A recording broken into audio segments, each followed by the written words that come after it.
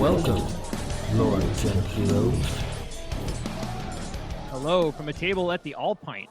This is Lords and Heroes, a show about a gamer's journey into the mortal realms and the detours that happen along the way. This episode is past, present, and future. We're going to be looking at the 5 years of Age of Sigmar. My name is Adan, and I'm a San Francisco Bay Area gamer, but now I'm living in the Valley of the Sun, and I am coming to you from the All Pints because that's where all the realms merge, and we are remotely merged here with Justin. So, Justin, how you doing? Good. I'm a man who's stuck in 2020 but also the far future lately, all at the same time. But I'm good. All at the same time. And then we also have Anthony. I'm a SF Bay Area gamer who's stuck inside his house. Stuck inside his house. Yeah, exactly. Yeah, more or less. Yeah. So how y'all doing? Fantastic. Really good. Yeah? Justin, I know you're working. You're installing stuff like a madman. Yeah. It's easy to be social distance when you're in somebody's attic. Yeah. Well, thankfully, I don't have to go into attic every day. I think I would choose a different career path, and that's what my apprentice is for. But we're really busy, actually. Surprisingly busy. I think a lot of people are, I do a lot of audio video stuff and Wi-Fi networks and all that. So a lot of people are investing in their homes more, and we're keeping busy. Yeah, it's funny you say that because I went and bought some stuff at Play It Again Sports. It's a secondhand sporting goods store they have here. They have them in the Bay Area too. And I walk in and there's all this brand new stuff, like new in the box stuff. And I said to the guy, "Isn't this supposed to be like used stuff?" He says, "Yeah, no one's selling anything because everybody's working out in their house." So they're now selling new stuff. It's hard to get workout gear right now. Yeah. It's really hard. Yeah, I mean, it basically looked like a Big Five sporting goods. It was all brand new stuff. It was funny. Anyway, and Anthony, you're working from home, right?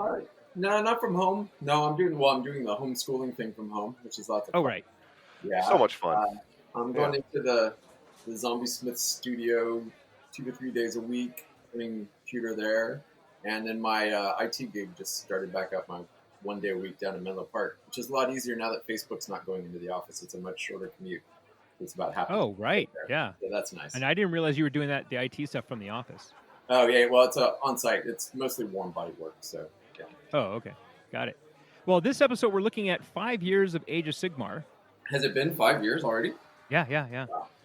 And we're going to be talking about what our thoughts and experiences have been with the game, what we see coming down the road. And also in this episode later, we'll be checking in with Robert, who's my resident lore geek, who really helped with getting all the details in this stuff and knows details about stuff that I didn't even know there was things to be details about. So he's a great resource for stuff. And then he and I may also talk about a little bit of some other game that he and I have been playing recently. But anyway, we are on iTunes, obviously, and we would really appreciate it if people would throw us a review on iTunes. Actually, whatever podcast service you're using, getting reviews on that service really helps other people find the show. I love seeing the reviews, and so we would really appreciate that. We do have a Facebook community, great Facebook group, the Lords and Heroes community page. Come check us out there. Teespring.com is where you can get all of your Lords and Heroes gear. I saw that there's several people who have now purchased the Lords and Heroes face masks. As soon as Teespring started selling those, I was like, "Oh, yep, we got to do that." And I ordered one for myself. Yeah, I did. Yeah. And you can get different background colors. You don't have to get the black. You can get gray or red or whatever. And red's good for a pandemic, right? Sure. I, haven't sold a T-shirt in a month and a half, but I sold like 4 masks in the first week. So that was awesome. Yeah. Give the people what they want. And then this is episode 20. So we've had a contest running since episode 11. And this episode is when we will announce the winner. And so that'll be later in the show. Yeah, buddy. So we'll talk about that too. Now, we are going to see what is on the table. What's on the table is the segment where we cover what's on the gaming table, the hobby table, whatever, since our last episode. Game system doesn't really matter, but we're going to start off with, as we start, Justin, what do you have in your hand there on the table? What are you drinking? We got to start out with what's on the drinking table. Yeah, exactly. What do you got? It's 2020, man. It's 5 o'clock all the time. Yeah. As my scale will attest to. So due to that scale problem, I've been taking a little break from the heavy beers, and I'm enjoying a nice White Claw. Shocking, I know. White Claw with a little bit of Tito's vodka sprinkled in to give it some oomph. White Claw and Tito's. Mm-hmm.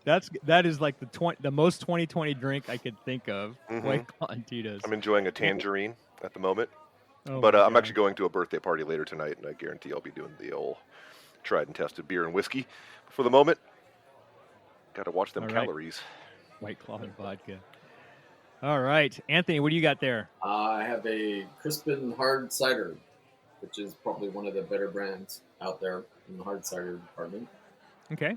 And now, is that an apple cider? What kind of cider is that? Apple. Yep. Okay. There's a cider company right there across the bay from you, Redwood Cider, and it's there in Redwood City. And I helped. I was in on their Kickstarter to help restart their. It's where they built that location through Kickstarter.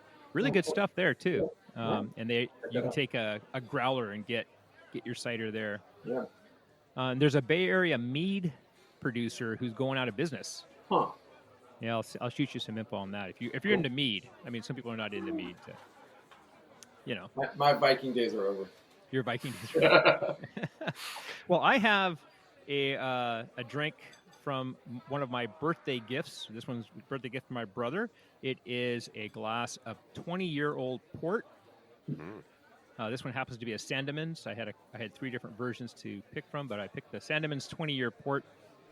So I'll be sipping on that as we talk today. But Justin, what else do you have on the table from a hobby perspective? It's been a long time since we've recorded, so quite a bit. I guess I'll go back to kind of COVID lockdown. We'll start there. So wait a minute, was that? Yeah, it's been a long time since we reported. Was that supposed to be like a drag on me there? What's going on with that? I don't know anymore with you. Maybe I'm just being too sensitive. Anyway, go ahead. Yeah. So I got a big chunk of the Deepkin done. Yeah, you did. Probably about 2,500 points or so, and yeah, that was a lot of work. I think it's, in a way, I'm almost thankful that COVID happened. It allowed me to finally finish that army. That's one of the good things. The bases on that army just really tie the whole thing in together. It looks amazing. Yeah, thank you. It was surprisingly easy to do once you've done. I had to switch my background. Talking about the Deepkin, I had to switch my background to teal. I saw that. Yeah. Yeah, and I think it really kind of gave the army that underwater kind of creepy look. It all worked out very well, and very happy with how that army came out. It definitely intimidated me for a long time, and after getting them done, of course, with the Lords and Heroes New Year, New Army project, I was kind of back and forth. I picked up a bunch of the Hedonites of Slaanesh stuff. Right. I already had a decent amount of Slaaneshi stuff that I was planning on going back and updating and fixing up. Right. And then I decided, let's do the Warriors. So I got into the Warriors, and I built up an entire army of new models. I got the Get Starting set, and built, actually from the models that you gave me, Adan, I actually painted up, or assembled and heavily converted a custom Sorcerer on Manticore. Put a lot of time I love into that him. Manticore, yeah. Yeah, I'll post some. I don't know if I posted pictures of him or not to the community page, but I'm very happy with how that conversion came out. And got probably about 2K built and Zenithal primed, ready to go. And then, of course, we get the news that 9th edition 40K is upon us. Right, yeah. Everything comes to a crashing halt. Yeah, it definitely did for me in the AOS realms. I mean, not a crashing halt, just a tangent that comes along the way, right? A distraction. Yeah. So on the ICs, on the Independent Characters podcast, you go pretty deep into all the stuff you've been doing on the 40K stuff. But I'm interested in hearing about your jump into Monument Hobbies paints. Talk about that. Yeah, absolutely. Definitely, yeah. For the 40K stuff, that's been pretty much soaking up all my time. Check out the ICs. The Pro Acryl range of paints from Monument Hobbies. I had been eyeballing these for a long time, and a lot of my friends had been ranting and raving about them, like Will and a lot of those guys. And I decided, to heck with it. If I've heard so much good about this range, what can it hurt to buy the entire thing? So I picked up the entire range of paints, because I don't really tend to do most things kind of half-bootied in this hobby. So I bought the entire range, and Jason and I kind of go way back, and he was able Jason's an awesome dude, too. Yeah, super cool guy. And kind of a tangent, they are expanding. They're doing all their paints in-house now. They're bottling Yeah. all those things in-house, and Yeah. they are looking for uh, one employee to help out. They're up to about 3 employees right now. So reach out to them if No. you are in the Arizona area and looking for a job, because they need some help. Yeah. They're kind of exploding. They have been exploding for the last few years. Yeah, so These Jason paints. and Monument, they're actually here in the valley in the Phoenix area. Mhm.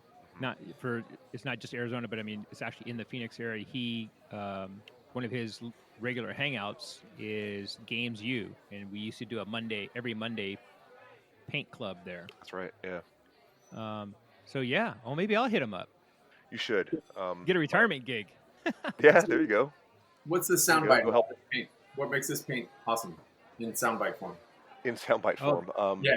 The elevator pitch. Yeah, for there the- you go. The elevator pitch is that they are super. Okay, so we'll start with the basic stuff. They are Yeah. They're super affordable, right? We'll start Uh-huh. there. Yeah. Super affordable. They're big paints. You get a lot for your money. They're, I think, 5 or 7 more milliliters Yeah. than your traditional Vallejo bottle. And then as far as quality goes, they are phenomenal.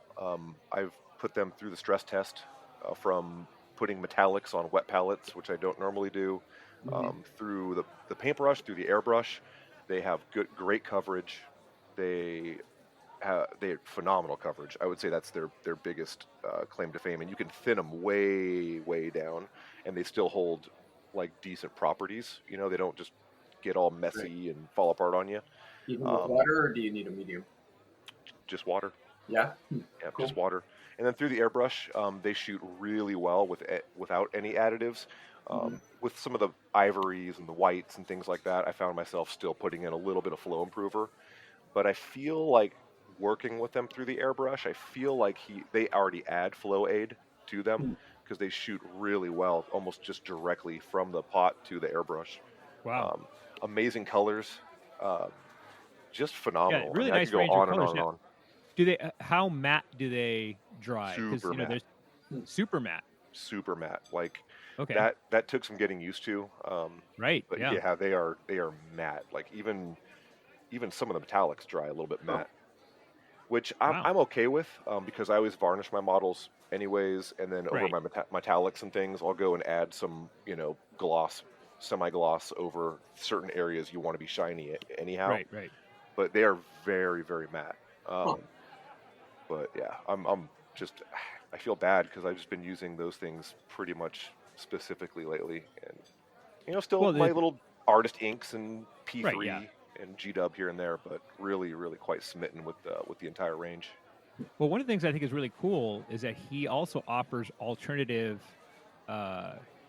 lids to them. Yeah, Oh, You can get, you don't have to go dropper or pot. I mean, you can go one or the other. that's kind of and I talked about that on the ICs. My one kind Right. of gripe is the sriracha top because they have a Right. twist off dropper thing, Uh-huh. and every time you tighten it back down, you end up with a little bead of paint yeah. that squeezes up top, and so Right. you kind of feel like you're wasting. You always have to have a paper towel and dab it off and that kind of thing. But like Adan said, you can get traditional Vallejo dropper bottles, or you can get the kind of Minotaur flip top with the little hole. So he offers those, and they're super cheap. But Yeah. And definitely, that's what's nice is that you don't have to like pipette paint from one container to the other. If you don't like the bottle, you can just change the cap. yeah, for sure. It's really nice. sure. Yeah. But yeah, I recommend I mean- them. Pick up a handful. Maybe don't go crazy like I did, and pick up a couple and give them a whirl. And I'm sure you'll be impressed. No, help Jason Jennifer out. Buy the whole set. Or do that. It's just money. Yeah. Right, exactly. And then but you actually played some AOS too, didn't you? Yeah, I actually got a game of AOS in against Dev, the kind of community organizer Okay. with CK Studios. He Yeah. came out, and it Good was guy. actually his first, great guy, raggy paints on the internets, and we got a game of meeting engagements in, which is kind of my All right. somewhat preferred way to play AOS. It's just quick and bloody and fun. Yeah. And he brought his gloom spike gits that were all fully that's painted up. Such a fun army. Yeah, and he used a lot of contrast paints on them with different airbrush techniques and things, and really like he banged that army out, and it looks great, super colorful, vibrant, and Yeah. the game was just super pretty. Like it was, that moment where you're like, this is what the hobby's all about, with Right. sweet looking, fully painted armies, great looking table. Yeah. It was good, and a bloody game. That freaking captain of his, or the orc little loon boss on the Mangler Yeah. Squig. Yeah, Loon Boss my and the Mangler Squid. Yeah. gosh, kill that guy! Don't let him crash into your lines. I think he, Yeah, I I think mean, he took out a unit of eels, a full unit of eels, after moving like 38 inches or however the hell fast he got in there, and just wiped him out, like just gone. but I find it's even though it can be a very powerful army, I just find it's really fun to play against. Yeah. It's a cheery army. You kind of smile Mhm. when you look at that army on the table, Hmm. and yeah, no, that's great. But he And had a great time, and that was his first game, like I said, and first of many. And yeah, great. It felt really good to play AOS again. It had been a long time. awesome. Any other non 40K stuff? Not really. I've just been so sucked into the far future lately. Yeah. Sucked Well, into ninth Death Guard. edition is pretty good. Yeah, it is. I mean, it is. To do a little bit of a detour, but yeah, it's I like what they did to the rule set. So. Hmm. And I withstood the lure of the Lumineth. Did you really? Yeah. My buddy Eric, actually, he bought 2 Get Starting sets Yeah. of the intro box set, and he actually was kind enough to hook me up with the Battle Tome and good. the Eltharion model, because you don't need 2 of them. Right. And, Exactly. man, that model is ludicrously Yeah. awesome. Like, I might need to take a little detour and just paint that guy up for fun. Yeah. Just insane. Talking models. about the Ideneth for just a second, because people who will remember when you started that army back in one of our earlier episodes, you were using the color shift paints on the eels. Yeah. Yep. And you moved away from the color shift. Now, for just a second, I just wanted to find out: did you end up stripping and repriming, or did you just paint over them, or how did you do that? Yeah, I just airbrushed over it, because Okay. everything had been airbrushed before. So Nice. that's the beauty of the airbrush, is that Yeah, nice thin coats. nice thin coats. I mean, like some of the class models I have literally been like a Blood Angel, an Imperial Fist, a Salamander, like 8 or 9 different chapters, and I just literally primer them black with the airbrush and start over with those things. Yeah. Yeah, it's the beauty of atomizing paint, right? Yeah, it's fantastic. Yeah, and I'm So, very Anthony- happy I did that too. With I think the color shift really have a purpose, Right. but I'm much more of a fan of creating my own light and shadow. That it's hard Right. to Yeah, break that habit. You would think the color shifting on something as small as a miniature, where you're already creating the illusions yourself, would actually deter from said illusions. Yeah. It's Yeah, like, I mean, I I can think- still spot digital photography from real photography because the light isn't right. But yeah, Well, I think that with models that are like the eels, which have those long curving fair. Yeah. surfaces, or even a larger model like maybe the turtle, the color shift would be kind of cool, because the larger the surface, the more that effect would be visible. Yeah. And Right. I noticed there's a new paint company that has like a ton of different color shift paints. I can't remember the name off the top of my head, but they're selling it at one of the local stores.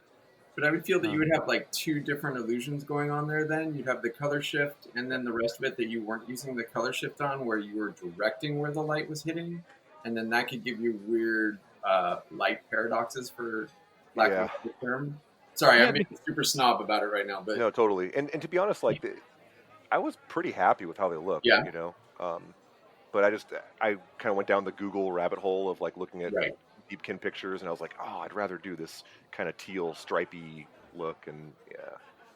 But they have a purpose, especially like Alpha Legion armies, or even like some Caradron armies. I could see them having a use, and great for Caradron. people that want to get an army done quickly and not have to go in and paint all that light and shadow, right? So yeah, I think they have a use, but I'm probably going to be selling mine. to pay for the new one. Yeah, gotta fund those Um, pro acryls. Exactly. Anthony, what do you have on the table? Let's see. Well, I started this year not doing much, and then got locked down and had to do something to stay sane. So I was going to go to Arizona, as we've heard Right. about a couple of times. I think we've mentioned it. Right. Finally That's one of the reasons why canceled it. we. That's what. I finally that's why we canceled didn't that record last ticket week. as opposed to keep moving it. Right. Yeah. And I mean, we were supposed to record in June. End of March. Well, it started in March, and then it just kept going. Yeah. Yeah, and so that's why we ended up not recording, because Right. we had it set up ready to go, and then we didn't, and Yep. then Just kept happening. and then I ended up with something that was happening here, Yeah. and then And it's gotten worse. Yeah, I'm not getting on an airplane anytime soon. the dumpster fire that is 2020. Yeah. So for that, I got 1,500 points of Demons and Mortals of Corn, Blades of Corn, painted. Okay. I'd had the 40 blood letters sitting on my desk for about a year, with about an hour left on them and just no motivation. Yeah, at least a year. Motivation.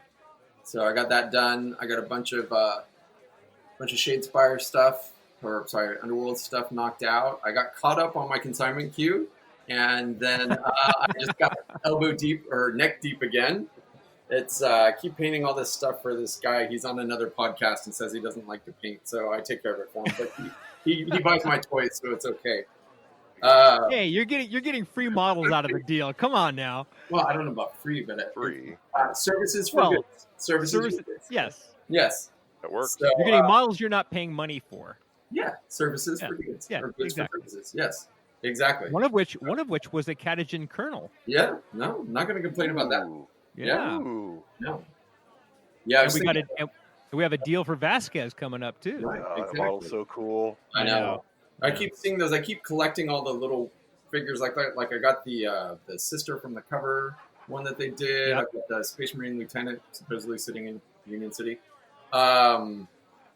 Because I really kind of want to do a war cry conversion for the Inquisition, because I don't think I'll ever play a full-size 40k game again, and I love the war cry rules, so I'd like to do 40k using that and a skirmish kind of thing.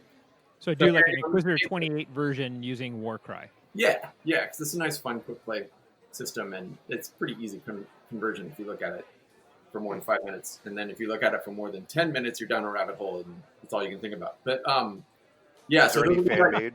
Is there Huh? any fan made rule sets that? There was somebody who posted a YouTube video that just flat out used the rules and just proxied models, right? So they were using the Stormcast Eternal Vanguard, but they were using Black Templar Marines, Oh. and the other person played the Gits and was using Orcs, mainly because the Gits list has the most shooters in it. Right. So and I mean it was a battle report, so I skimmed through it, but it seemed to work. I mean, you could always just play Kill Team too. Yeah, that's such an old rule set. I'm sick of Old? roll to hit, roll to save, roll to roll to win, roll to You to evolved. save, right? Yes. Yeah. Well, I mean, you've written how many rule sets yourself that you guys have published? 4, 5, 6?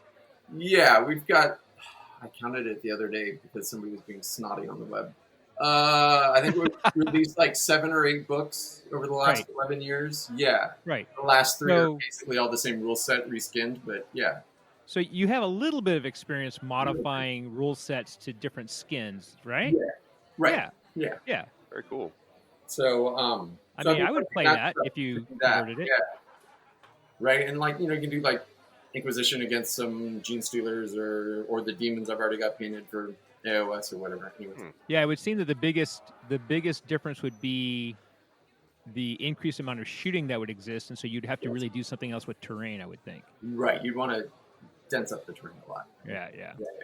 And change Cool. the board lengths and stuff. Anyways, That's really interesting. I've never heard that kind of talk. there's a about. couple people who've been talking about it. Yeah, I'd initially thought of doing it in Heresy because that would be the easiest, because then it's just Marines against Marines, so it's Right, easier to exactly. balance, and then kind of go out from there. I thought it'd be fun to put together some Zone Mortalis and some World Eater, some Space Wolves, because you get the close combat heavy ones, and put it in very dense terrain, and then you're basically playing fantasy Playing game. Warcry. Right, basically, yeah. So that's probably where I'll start at some point. Speaking of Warcry, I've got the starter set terrain probably 70% done, which was kind of cool and frustrating at the same time, because I used to do all the tables for endgame, and then I didn't do any terrain for 10 years, and now I suck at it, but I know I'm better at it than I am currently, so it's very demotivating. Yeah, but the thing about it is, when you or Justin say you've got something 70% done or tabletop ready, I would put that in my display case. So, I don't have a lot of sympathy. I really don't. Fair enough. Although I will be spending a lot of time reassembling some of the terrain you made it in game. I saw that. Yeah. Yeah. Anyway. And then I actually sat down a couple Saturdays ago and actually got to play games against my 9-year-old son. He's got some Stormcast that we put together, Warband for Warcry, and I just used the aforementioned. I think I used Mortals of Corn. Yeah, that was pretty good. He beat me up the first couple of times until we got a mission that actually numbers gave an advantage to, as opposed to high wounds. So, which was good. He kind of got his feet underneath about it. 90% of the time he was making the right decision, which is more than I can ask for, so that was good. So that's more often than I do. Yeah. I wasn't going to say that. I was going to try and keep it fun. So I actually got some games in that way. I keep trying to get you, Adan, to play Warhammer Underworlds over Zoom, and you keep kind of letting the conversation fall. So I thought maybe if I mentioned it in public, it might actually happen. So we need to figure out how to make that work.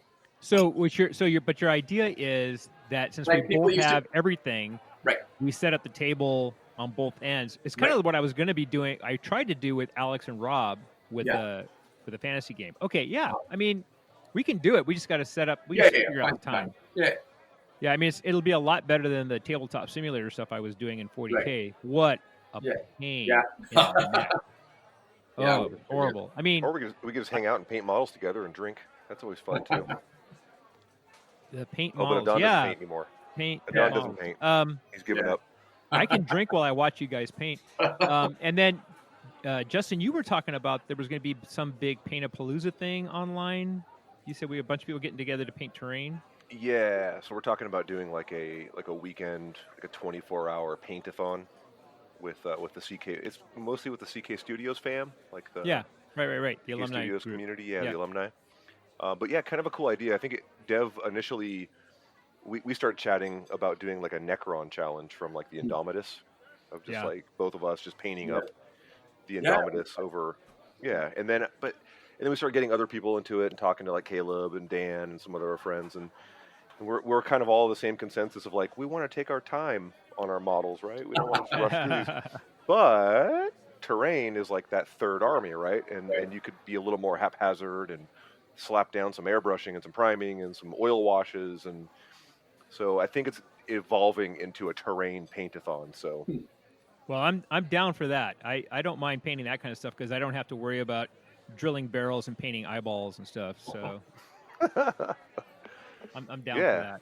It'd be fun, right? And as details come out, we'll definitely let people know. But cool, could be really cool. I got a bunch of terrain that I can definitely work on. So. I have a ton of terrain, including some of the original Overpass terrain that was at Endgame. I had bought part of it, and then another guy, actually Michael Dunsmore, who did the first Blitz Bowl episode here on Lords and Heroes with me, after the one that Justin and I recorded got killed in my hard drive when my raid failed. Michael Dunsmore and I recorded the Blitz Bowl episode. He had bought the rest of it. He mailed the stuff. He marked the box fragile. Of course, the box was all dented up and crushed. Yeah. And the terrain is in lots of pieces. The good thing is that Anthony made a lot of it with hot glue. Yep. He put the stuff together, so it looks like it looked like most of the disconnections were at hot glue points. Yep. So I should be able to reassemble it, and so that'll definitely be a terrain project that I'm going to be having. When you build stuff for a store, you need to make sure that it's easy to repair. So you want to use glues that are going to break clean instead of break jagged. So that's why I used a lot of hot glue, stuff like that, because it's very easy to get back off once it's broken. It usually leaves everything nice and clean and easy to paint. So it did exactly what it was supposed to. It did. I'm going to say in hindsight, yeah. Yeah. No. Now, when I opened the box, I started looking at my first thing was like, wah, wah, wah, wah. Yeah. But then I started looking at how it had broken. I'm like, oh, actually, this is not bad at all. Yep. So, because you and I had already discussed how to make it, because I was going to make some of my own before I convinced Dunsmore to sell me his. But anyway, so I've kind of slowed down on my purchases of stuff as compared to the last 5 years. I slowed actually down, so sold he's some stuff. only driving 75 miles an hour right now. Right, yeah. Exactly. Opposed to the 180. He's purchasing stuff for people who are gonna paint the other stuff he's purchasing. So he's buying Right, things yeah. twice, Yeah. so he doesn't Yeah. have to paint it. So Right. that's slowing down. Yeah. Yes. So, for example, I did Not that I'm pick up. complaining.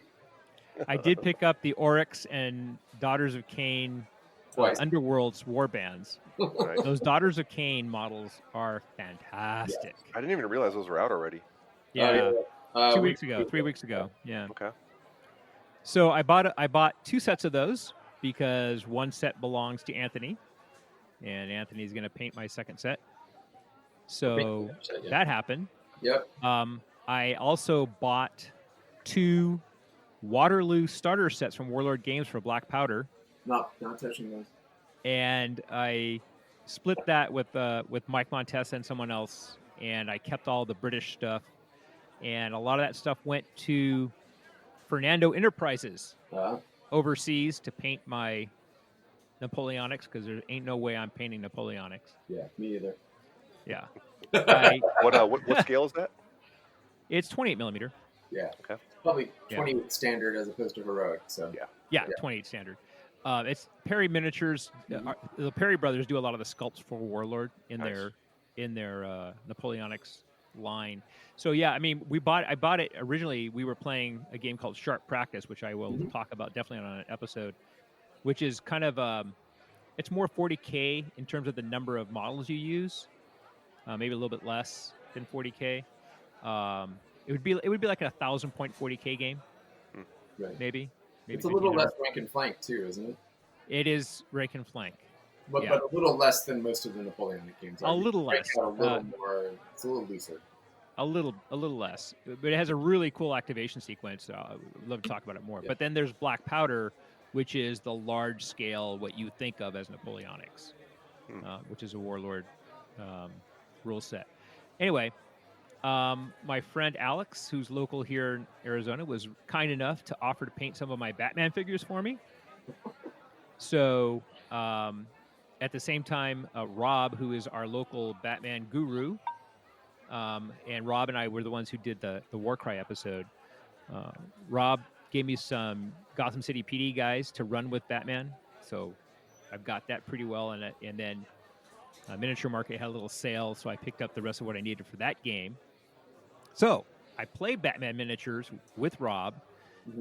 I set up a COVID resistant gaming situation in the garage. So what I did was, because it's been like 110 degrees plus here virtually every day last month. And you garage gamed? Well, so what I did was I bought one of those portable air conditioner units. Okay. The room air conditioners, and vented it out towards a little vent in the garage. And then it did nothing, right? Oh no, it was what I did was I got that at one back end of the garage. At the other back end of the garage, I opened the door into the house and put a box fan, so it's blowing the cold air from the house into the garage.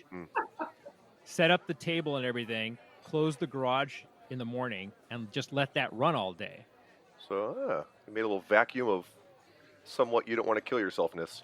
Right, somewhat you don't want to kill yourself weather.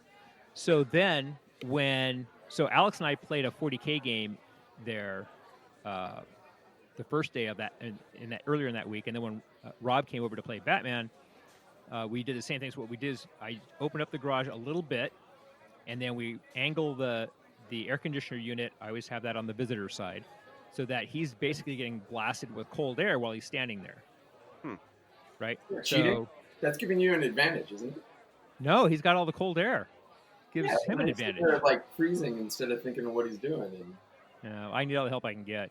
So so I had it set up. So on the visitor side, there he had cool air. He had an ice chest full of ice and his favorite requested drink.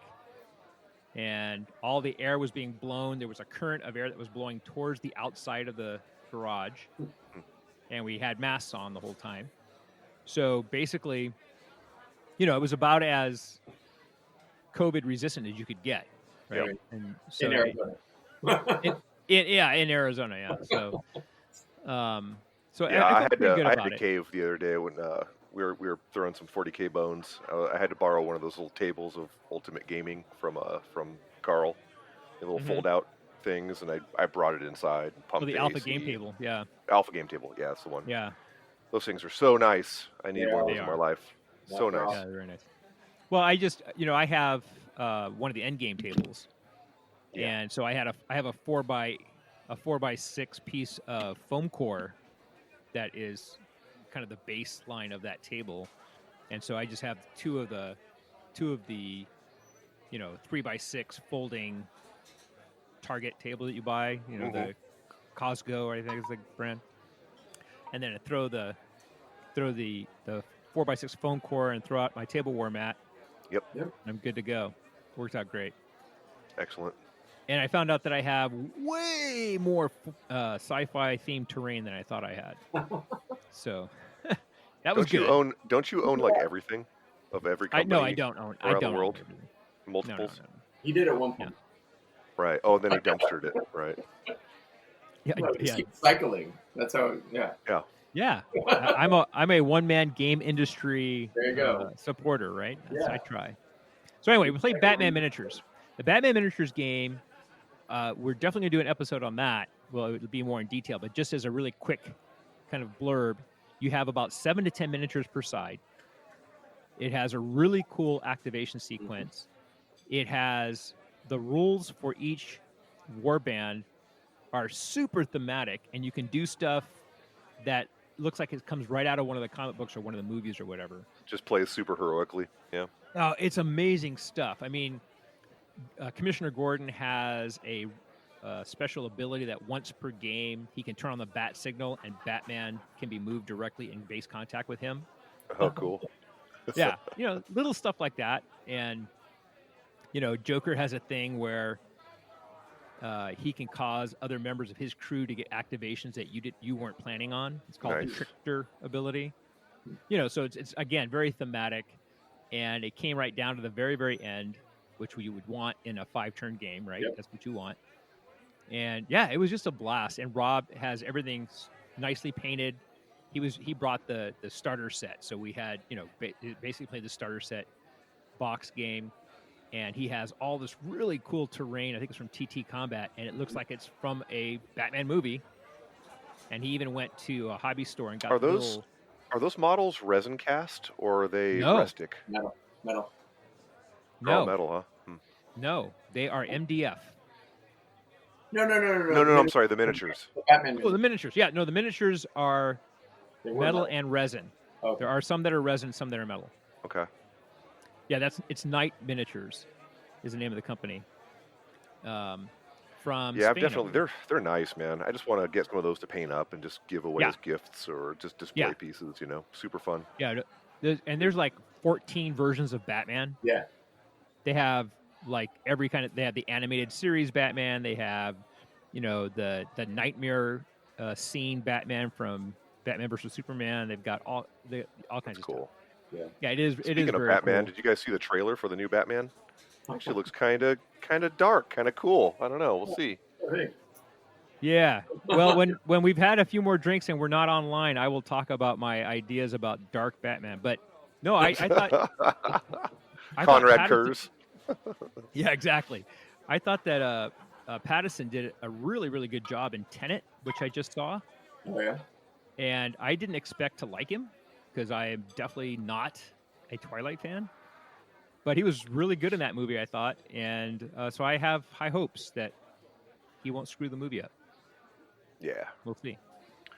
we'll see. But yeah, they had to shut down some of their filming because some members of the crew Yeah. got COVID. So Yeah, he did. Mm. Supposedly.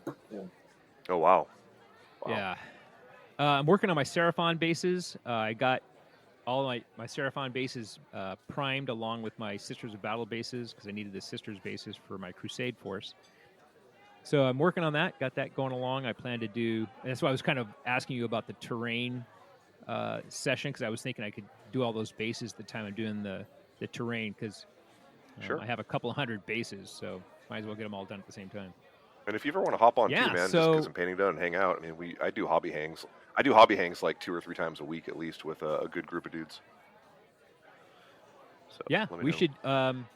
should stream some of those on Twitch sometime too.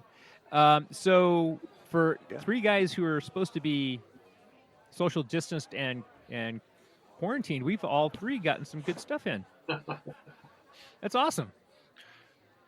I love Yeah, it. I mean, from the All right, get-go, so like when when I was getting paid to sit at home, literally getting Yeah. paid to paint, Mhm. like, this ain't so bad, minus the countless deaths Yeah. that are happening around the world. Yeah.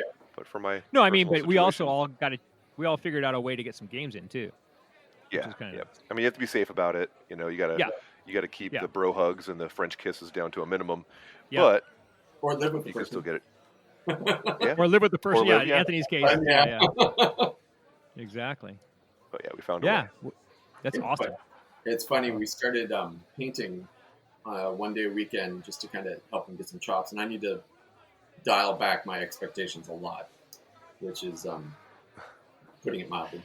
But my daughter, who's 4, wanted to paint too, so I spun up some of the Zombie Smith little anime D&D mice that we did, and got her started with contrast paint and all that. And don't tell my Nice. son, but she's going to be way better than he is, because she's already at 4, got twice as much focus and was there. The hardest part though is she's a lefty, so I was trying to show her how to hold the brush with my left hand. Yeah. Yeah, over my her kid's a lefty too. Yeah. Yeah, it was insane. It was great. She's going to be awesome. Well, I'm left-handed. I could show her, but then Yeah, that would be bad. doesn't help at all. Yeah, Yeah, you don't want that. so many ways. It is so much. It is so much fun, just like painting with your kids. Like I Yeah. have a bunch of those like Kings of War models that were given Yeah. to me, and just letting my kid paint on those is like it's Yeah. just so cool. It's so cool to Yeah. see. No, I might. And then he's like, I'm display bored. shelf. I'm gonna go play Minecraft. Okay. Yeah. On my display shelf, I have some of the early models that Jake and Spencer painted. I never painted over them or anything. I just kept them the way they were. Yeah. And I think I still have the original chameleon skinks that Spencer painted for my Lizardmen army a long time ago. They're going to be in my Seraphon army, little chameleon skinks. So, anyway. Put them to work. All right. So is that young. what's on the table? Yeah, that's it. I think. Ready to move All on, right. guys? We will be back in a minute. And we're back. And we are talking about the past, present, and future of Age of Sigmar. It's been 5 years. This year is 5 years of Age of Sigmar. Hard to believe. And back in 2015, well, prior to 2015, there was a game that Games Workshop had put out called Warhammer Fantasy Battle. Huh. It's what started the Never whole heard thing. of it. Exactly. It went through 9 editions, 8 editions, went through 8 editions. Mm-hmm. And way back in the late or mid-teens, so right around 2013, 2014, they started a series called The End Times.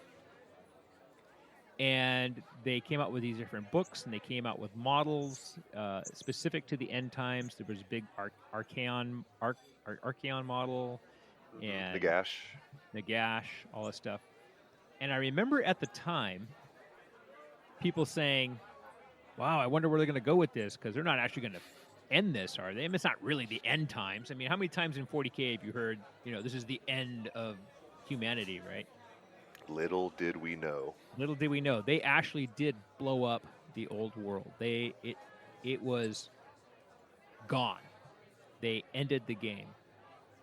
And I remember the last Quake City. So Quake City Rumble was a 2-day GT that was held in San Francisco.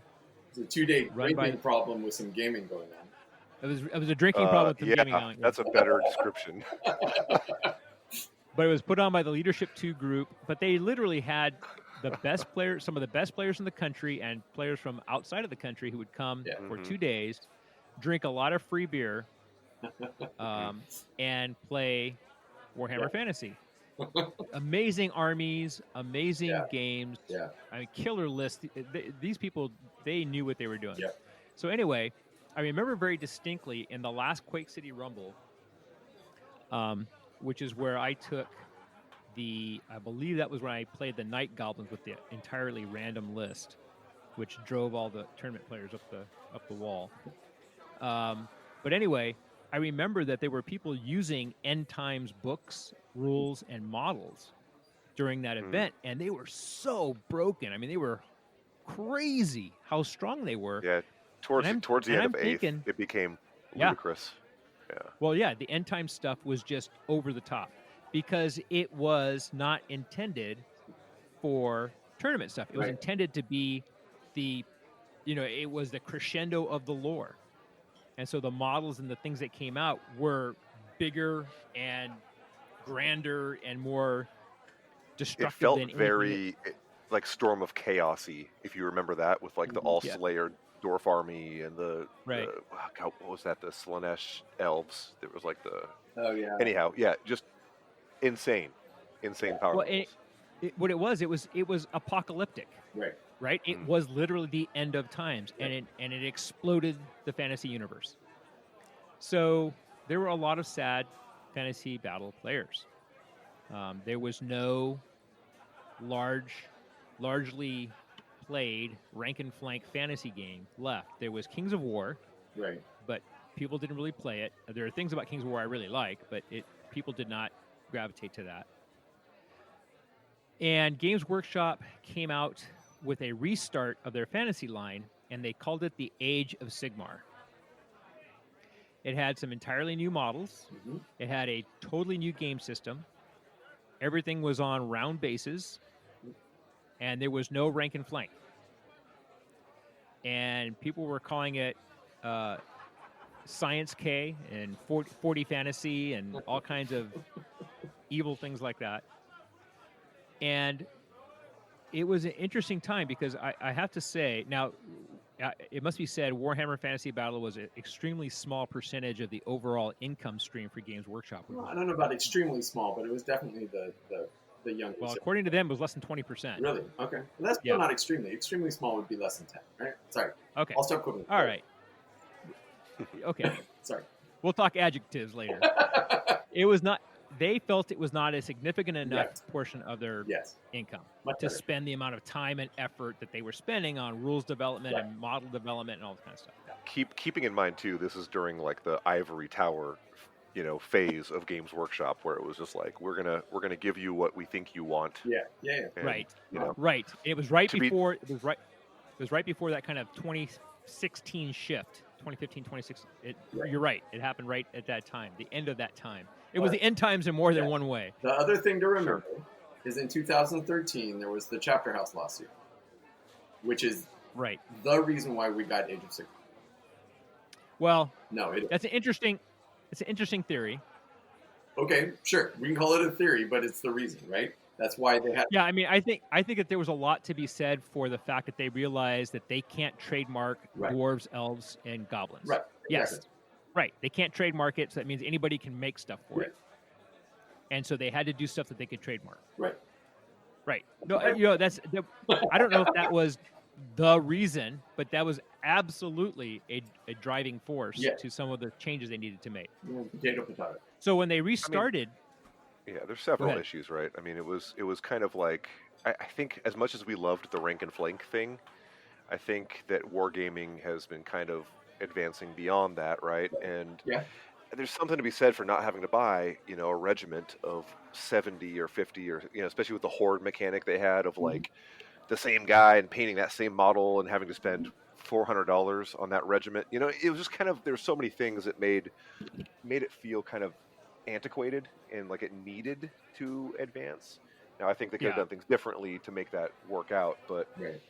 I agree too. Like with the Dwarden and the elves and all the different names, like they needed to have their stamp and their own trademark on things, Right. so they weren't getting ripped off left and right. Yeah. right. Not so to when say they're when not they still. getting ripped off, Right. There's companies out there that are still doing this kind of stuff, but Yeah. at least and Now 3D they printing is have- not helping them. yeah. But Well, that's also because the lawsuit left some holes open for those companies, for sure. Right. So. For sure. Yeah. Yeah. I mean, we're not going to get something into a needed whole to Yeah. change though, right? I discussion mean, of it. the game But- was not selling. Yes. So Yeah. they decided there needed to be a change, Yeah. so they restarted their fantasy line, and they called it Age of Sigmar. Yep. And they came out with some brand new, never-before-seen models and factions. They're the Space Marines of Age of Sigmar. In fact, people call them Sigmarines. Are the Stormcast Eternals, Mm-hmm. right? They are the poster children of Age of Sigmar. They are the kind of the trademark army. Very high And, fantasy. I mean, they went from Yeah. Tolkien-esque medieval fantasy to very, very high fantasy. Yeah. Right. And it's called Age of Sigmar, and the Stormcast Eternals are the army of Sigmar. They are the Stormcast Eternals. And so new system, round bases, no rank and flank, and no rules. I mean, no points. No points. No points. Yeah. No rules. I almost Just said, yeah, no rules. Yeah, but no, there was no points, right? So they started off with some kind of new factions that were like brand new, and some that were not, just kind of sort of new. So Stormcast Eternals and the Khorne Bloodbound were kind of their starter, their new starter box. Yeah. And they came out with 4 grand alliances: Order, Destruction, Chaos, and Death. Yep. And so they came out with 4 grand alliance books. And so what they did to bootstrap folks who had all these fantasy models was they put rules for virtually all the old models in these Grand Alliance books. Right. Yep. And these Grand Alliance factions. If they weren't in the book, they were in a free PDF download, Yeah. so you from the could app. get rules for your models. Yep. Right? Yep. Now, there were some of us who were super upset because they said really early on, there are certain armies that we're just going to tell you right off the bat, we are not doing them again. Tomb Kings. They said right off the bat, Bretonnians. we are not Yep. doing Bretonnians because you can't trademark French Knights. You can't do it, right? So it's and the French Knights don't really fit with the high fantasy vibe, right? No, They just, Nope. They barely fit in the old world, really. But yeah. right, in the old world, right? No, but barely. oh, barely, yeah. Yeah. Right? I mean, how do you have the Empire next to, right? I mean, there's like a 200-year difference between the Empire equivalent and the Bretonnian equivalent in our history. But how do you have those two tech levels coexisting, right? I don't know. I mean, the old world was like just an amalgamation of fair, like just fair, right. Yeah. Yeah, 'cause we had everything. Aztecs And, everything, and yeah. somehow worked. But Yeah. you never know. Yeah. Like going to the future, like tangent, like they might re-envision, much like Tomb Kings went away and then got re-envisioned into the Bone Bros. Maybe Bretonnians will have some new thing. Yeah. You never know. So anyway, Bretonnians were my first army, my first love. I had a ton of them. Yeah. I got even more of them that I got from somebody who's actually on this show. And then they said, and in fact, I think I got that huge group of Bretonnians from Anthony like right before. No, it was before. It was way before that. It was like 2000. Yeah. No, it was not that far back. No, yeah, it was. All right. Well, anyway, So yeah. Anyway, I had Bretonnians stuff. are gone. Yep. Tomb Bretonnians Kings were are gone. Yeah. Tomb Kings were gone. They also Wood said elves are basically gone. They said that the elves would be extremely different if and when they came back. Yep. Yeah. So They were we started out devoured with by She Who Thirsts. right, Stormcast Eternals, the Khorne Bloodbound, the Grand Alliance books. They had the Fire Slayers, which was sort of a new army, sort of not. Daughters of Cain, which was kind of a way that they used some of the Dark Elves, but some not. The Flesh Eater Courts, which was some of how they used some of the Ghoul models and Vampire And Council models Bretonnians. from That was your new Bretonnian. Yeah. Oh, battle yeah, tome. I don't want to hear about that. The Megakin of Nurgle, the Disciples of Tzeentch, and then they had Sylvaneth, which was different because there was no elves. Right. The Sylvaneth. There is kind of basically was. They were all- just like elven-looking spirits that fused with wood. Yeah, it was all dryads Some and of them, tree lords and things like that. So Yep. that's kind of what they started out with as their main factions in the first edition. Yep. And the way that it worked was that they suggested that you play based on the total number of wounds in your army. Okay, sorry. I was gonna technically there, but maybe I shouldn't. I think that's what the community came up with. I don't think GW ever said that. Well, that's kind of how a lot of the independent tournaments Right. ended up being run. Yeah. Right? But Because the actual rules were just like this you would just really place was not- war scrolls yes. and take turns, right? Yes, Until you you would said mercy. Right. Right. You would just play stuff and you go, hey, does this army look like a good idea to play against what you have? Oh yeah, let's do. I mean, and they tried to sell it as this totally narrative, fluffy, lore-based thing. Right. And for people like the Leadership 2 guys who were arguably the best players in the country. With the best That just didn't tournament work. players, yes. Best tournament players, yeah, Right. in the country. It just did not work, and Right. and it was really sad. And Justin, you knew a lot of those guys too. I mean, they played at Anthony's store, but Yeah. Justin, you know a bunch of those guys, Ed and Mhm. Derek Ed, and all Mike. those guys, Mike, Yeah. yeah, all those guys. So these guys, and I've talked about them before, but they would travel to all the large tournaments All around over. the country, Yeah. All over. all over the world, actually. Yeah. And I'm not exaggerating. They would come back, and somebody from that group would be in the top 3 in almost every category at almost every tournament. Yeah. And we would have alcohol poisoning. But yeah. Mhm. And they'd all have alcohol poisoning. But they were literally the best Warhammer Fantasy Battle Yeah. club in the country. No doubt. By stats, there was no doubt. Yeah. And I have to say, it was really heartbreaking to see that group just totally fracture. Yeah. Some of them went to, like, Ed Phillips stayed with Age of Sigmar, but some people went to Malifaux, some people Ninth went Age. to Ninth Age, which was a fan-made thing. Some people went to Kings of War, because it was also rank and flank. Some people went to, what was the other game?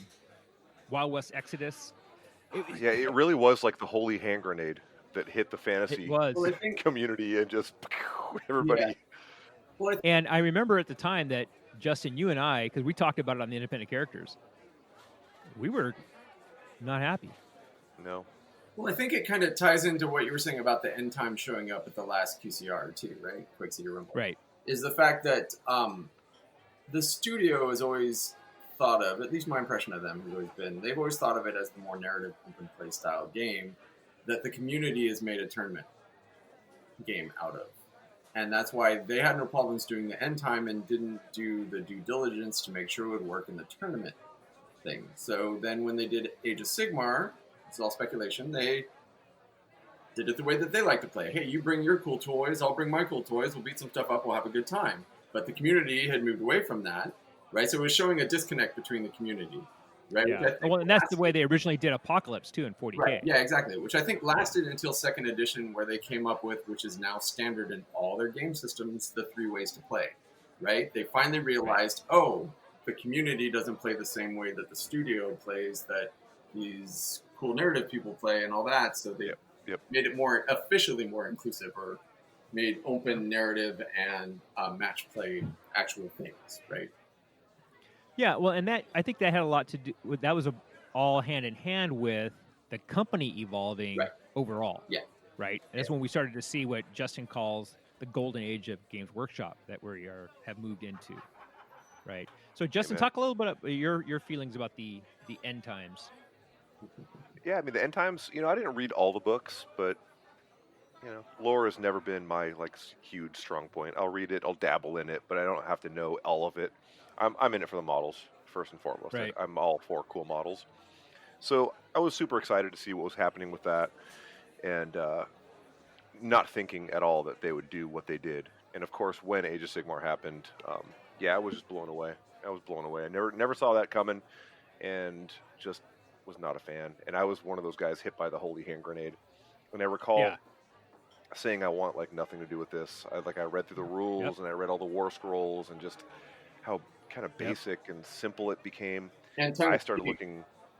And tongue in Sorry? cheek. A lot of the war scrolls at that point had a lot of kind of jokes inside them too, right? Showing which people took the wrong way. Twiddling mustaches. If you have a mustache and your opponent doesn't, you get a reroll. It's just it really just felt like a slap in the face, and we had no warning on this, New Games Workshop, they're starting to feed us information before things come out. At this time it was here it is. Take it. You're gonna like it, take it. And I was not taking it.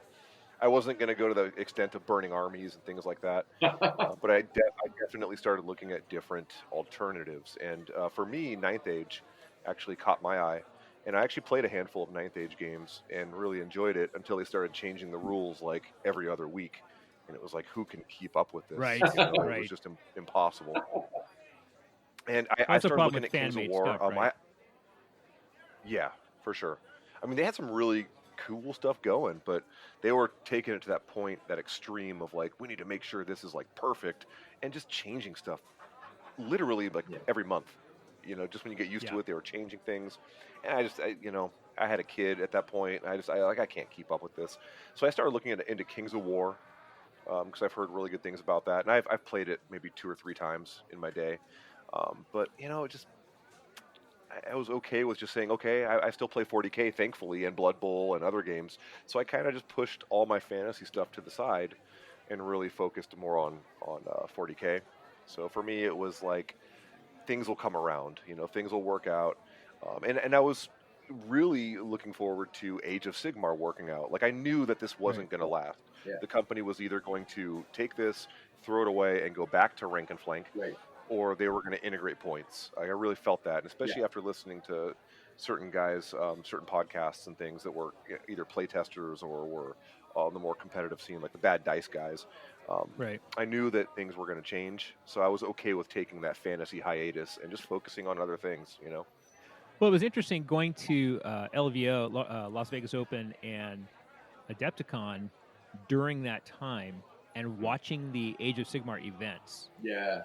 I can imagine. And yeah, and because this was about the time when Games Workshop started to re-engage more, Mm-hmm. right? And so there were Games Workshop guys. Because I was standing there talking to them at Las Vegas Open. Yeah. And they were watching. They were there specifically to watch the Age of Sigmar event, talk to the Age of Sigmar players. They pigeonholed a couple of guys that they knew were top players, Right. and they were just there. It was kind of a listening tour, both there and Adepticon. Yeah. And I thought, this gives me hope, right? I really appreciated that, and so then we ended up moving into second edition, right? So they came out with this idea of the General's Handbook. Yeah. The General's Handbook we saw that before we started seeing the annual chapter approved. For those of you who play 40K, so the General's Handbook came out, and you're kind of like, oh, this is interesting. Mm-hmm. That's where they started bringing out things about some of the rules that they ended up in second edition started out in the General's Handbook, and you're like, points. okay, Yay! they're starting to pay attention. And then second edition came out, and points. We got points. Yep. Now the thing about points in Age of Sigmar that was very different from their basically their marquee game, which is 40K, Warhammer 40,000, is that in Warhammer 40,000 the point system is extremely granular. Yeah. Right. If I take a Storm Bolter, it's 2 points. If I take a Combi Bolter, it's 3 points. If I take a plasma gun, it's 7 points. Mm-hmm. I mean, granular to that level, right? Age of Sigmar was very much more streamlined, just due to the War Scrolls, right? Right, I mean, right. So that in was the Age main of thing, Sigmar, the War Scroll told you what were the ways that you could outfit your unit, and regardless of how you outfit the unit, it was the same amount of points. It felt very power level. It felt very 40K power level. Power level before power level. Yeah. Power level before there was power level, exactly. So, and what they did in the transition from first edition to second edition is they came out with this thing called Malign Portents. I believe that was right at the transition.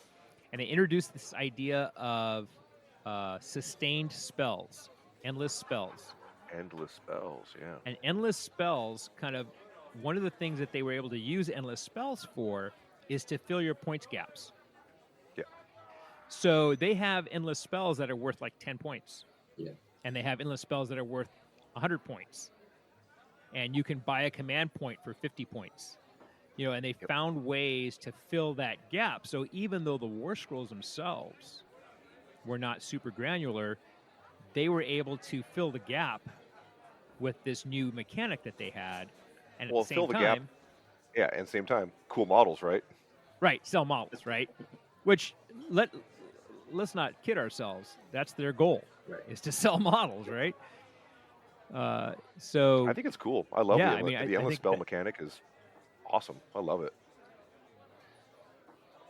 yeah, and they've been able to play around with it, right? We're seeing that with the Seraphon, with them being able to have spells that only they can control, right? Bound spells, right? And they have the whole idea of now they have spells that are specific to specific factions. Right.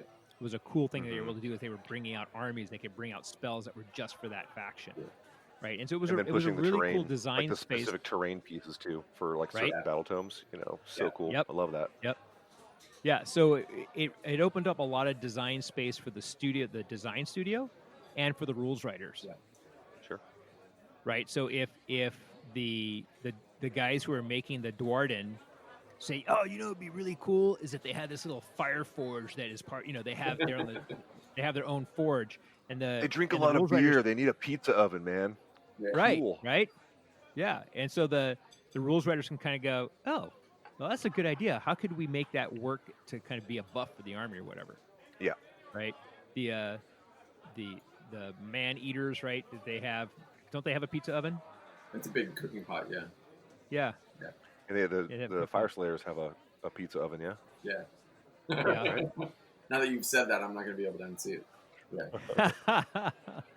But no, I think it was they really were able to kind of basically fix a lot of the things that were the issue with the first edition. And in that second edition, we also then saw some new factions. So the second edition starter set came out with Stormcast Eternals and the Night Haunt, which became then the signature army for death. Right. So before there were the Tomb Kings and the zombies and vampire lords. Well, now they had the Night Haunt, which had a total ghost vibe. Amazing their range own of thing. models. So good. They're just And so they are the Necrons of Age of Sigmar. yeah. In Pretty that much. they're super easy to paint, Yeah. right? Yeah. And They that can you be. kill them I and mean- they just come back. Yeah. Right. They're annoying to play against. Yeah. Yeah. Exactly Right. the same.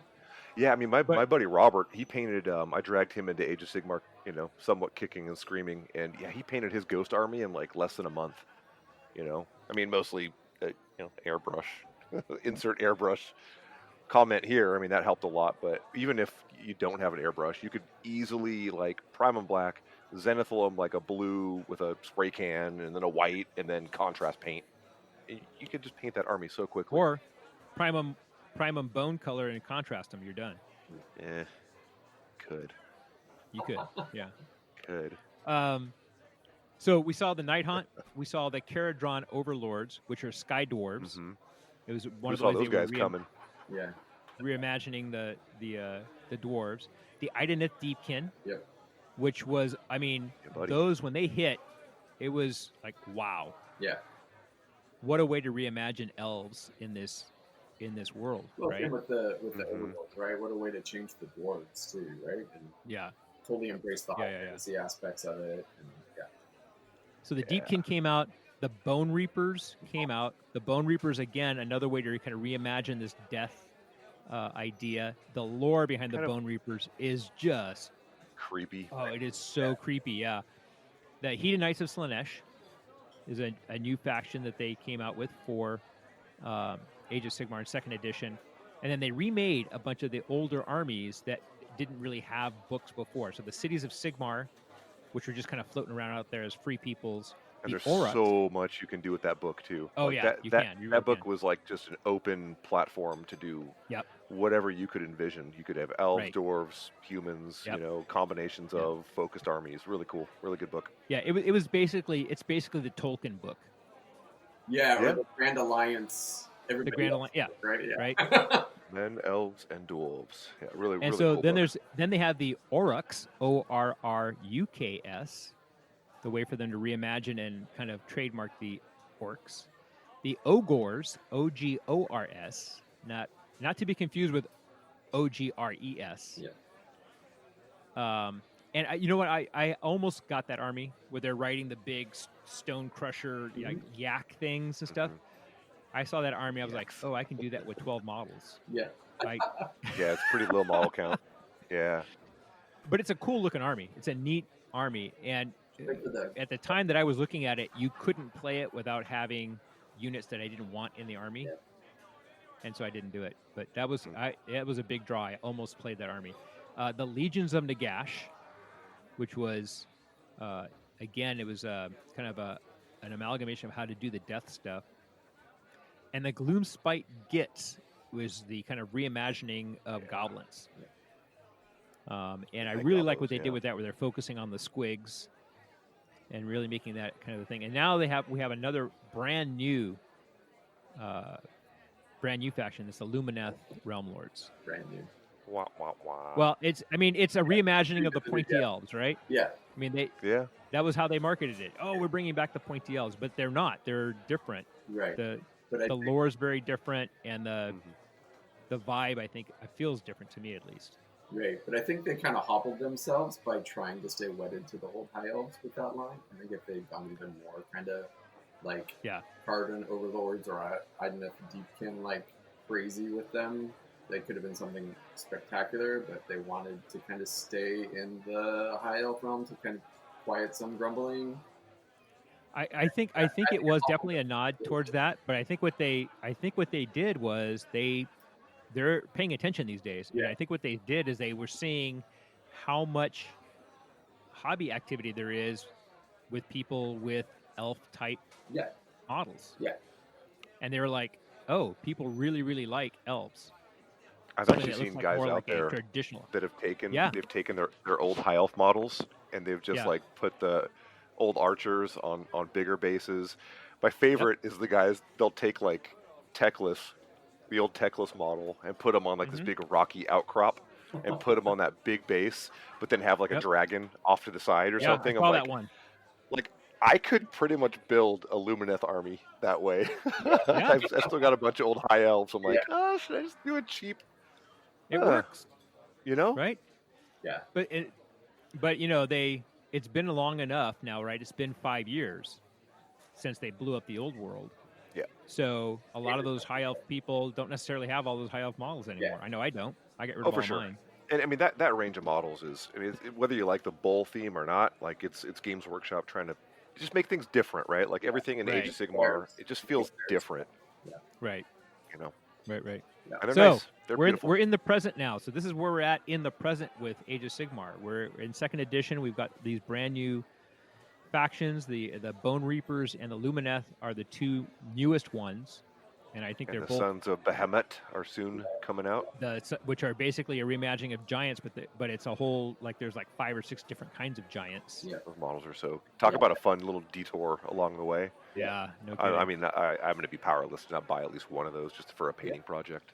Well, what's really kind of cool is they said right out of the gate, every single faction can take a giant. Mm.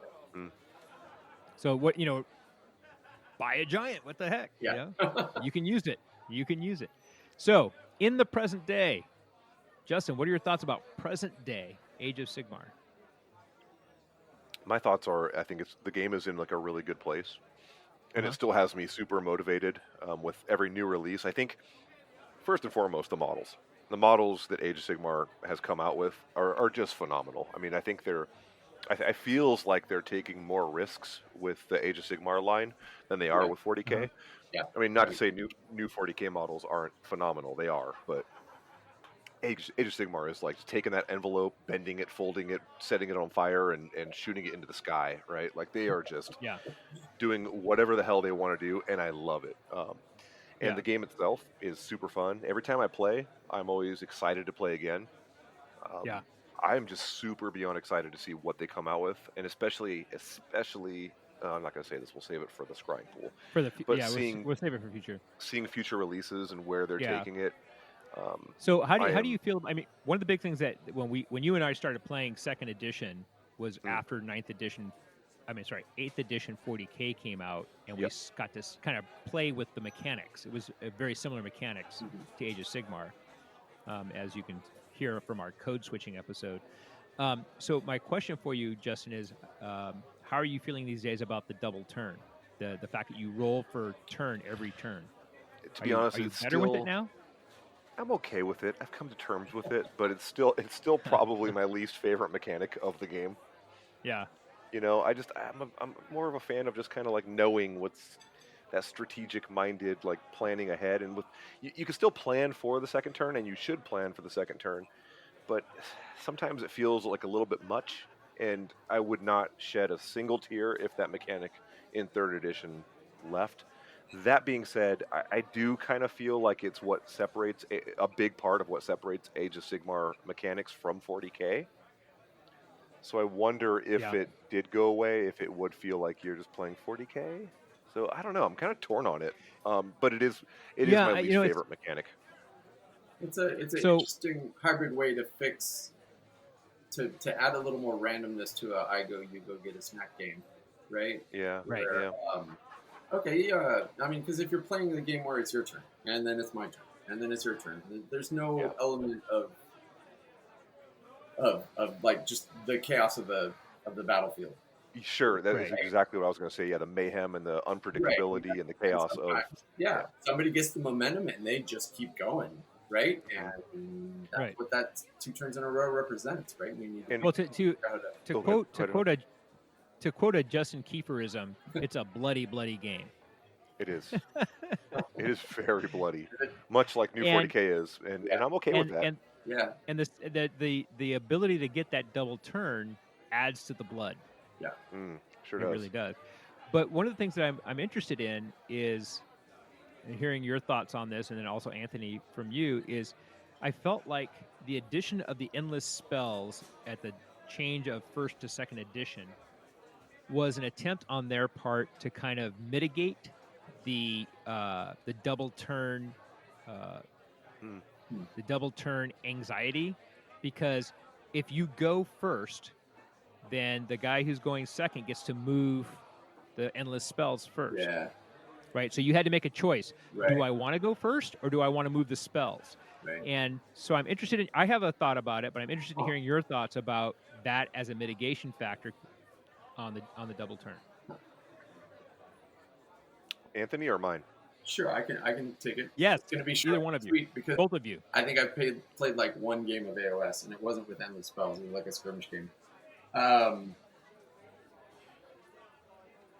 That sounds rightish, right? I mean, it's definitely a risk-reward kind of thing, right? Yeah. Take that aspect to it. On paper, it sounds good. Yes, but I would feel that, and this is speculation again, in theory, that spell would have to be more badass than it could ever possibly actually be worth to actually work. And that's purely theoretical. Yeah. Although I have heard from a lot of people that like spells are kind of breaking the game at the point, so maybe it is, right? I would have. So, Turns I out would submit Techless that- is pretty good. Yeah. I would submit that Expensive. it's not spells break. It's not endless spells breaking the game. It's the magic. Magic. The magic and the command phase, not the endless spells. Yeah. Well, that team so that Justin- with the double turn would make it even worse, right? Because that Right. Yeah. Right. Exactly. So I could see it. I could see where that where those lines could be drawn, but it doesn't really feel, from a game designer point of view, it doesn't really feel like an added or an intended feature. Okay. And and this happens too. That's cool. That might make people think about it. But it doesn't really seem like, well, we're going to mitigate it a little bit, because then the spells would do even more if you lost the double turn, if it was supposed to be an added figure. At least that's what I would do with it. So, Right. Justin. Somebody who's actually played. To be honest, I don't think I've played a single game with endless spells, so this is pure conjecture. Well, see, and this is my point. Yeah, This is my point. Is that the spells? I think they thought that the spells were going to be a lot more popular than they are. Right. I think they thought that people were going to look at this thing and go, "Oh, I can move this thing 8 inches, and if it moves across a unit, they take D3 mortal wounds, or they take a mortal. Wow, Yeah. I'm going to do that, and I'm going to spend points for my army on it." Right. And people just don't. But aren't they pretty easy to go away? Don't they go away pretty easily? You have They to. You have to. They can be unbound. They can be stopped, but Yeah. I gotta say, the first time I was, because obviously the IDNF, the army I play primarily, they don't have endless spells. They could take the generic ones. They can take the generic ones. Yeah. The generic ones, yeah. But reading through the Warriors of Chaos, ones, I'm like, ooh, these look pretty fun, and I was planning on definitely picking those up to play with. But I think the double turn is a double turn, right? At the end of the day, it's a big mechanic of the game, and you have to plan for it. If you don't have in the back of your mind while you're moving your army and positioning them and all that, you have to have it in the back of your mind, or you're gonna lose. You're just gonna lose. You have to plan for it. Yeah. And the endless spells are kind of an added bonus if you don't get the double turn. So sure, cool. Yeah. So I think that they planned for them to be more impactful than they actually were, and to be more popular than they actually were I felt like they really played up the spells at the time that they introduced them as, hey, this is a way that you can mitigate losing the, Right, getting a double turn. And so I thought that I felt like that's where they were kind of hanging some hope on. Uh-huh. And I think that if you have an army that is susceptible to being seriously injured, I mean, really hurt badly, if you get caught in a double turn, then you should definitely be spending some points on endless spells. Sure. So that you Or can just build play deep in mitigation. and plan for turn 3 where your entire army strikes Yeah, first. there you go. It works out well. Exactly. Yeah. I think that you can build the mitigation into your list if you have an army that is susceptible to that. So, it's interesting, especially now that you have like the Seraphon, which it doesn't matter if it's an endless spell, you can't use it because I have it bound to me. Right? Yeah.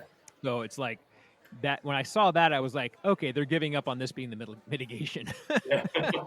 Well, or like the Corn Judgments that that are not spells. Really do anything with. Oh. Yeah. They go away on their own, not react with the spell. Right. Those bloodbound spells. Yeah. Or summons or whatever the hell you call them. Oh my god. Yeah. The prayers or whatever they are. The prayers. They're so brutal. Yeah. So brutal. That's one of the things I like about the Daughters of Cain. They have some prayers that they're just prayers. Sorry, you can't dispel it. Do anything about it. Yeah. Yes. Yeah. All of my witches are hitting Yeah. an extra hit each. Yeah. I'm adding 30 attacks. Yes. Well, I think Blenders. some of the armies mitigate the double turn thing too, like the way that Corn can just bring more stuff on the battle. If you keep killing my dudes, do it. Here, I'll give you guys to kill, so that I can bring out a Bloodthirster, because it's 2 turns for me to get type points before I have to use them. So hey, now I've got 8 here. Here's a Bloodthirster for you to deal with, right? So free Bloodthirster, right? And from a Games Workshop perspective, what does that require you to do? Make more Bloodthirsters, because that's what you should be doing anyways. Right, you have to buy a Bloodthirster. Yeah. Right? More. So Games Workshop's like, how about this rule where you can take an extra Bloodthirster? I mean, right? I mean, you have to have the model, right? Yeah. If you're going to summon Dryads, you must possess the models to put the Dryads on the field, right? You're going to turn a guy into a Chaos Spawn? You better have that Spawn model. You better have the Spawn. You ain't putting a quarter down. Not up in here.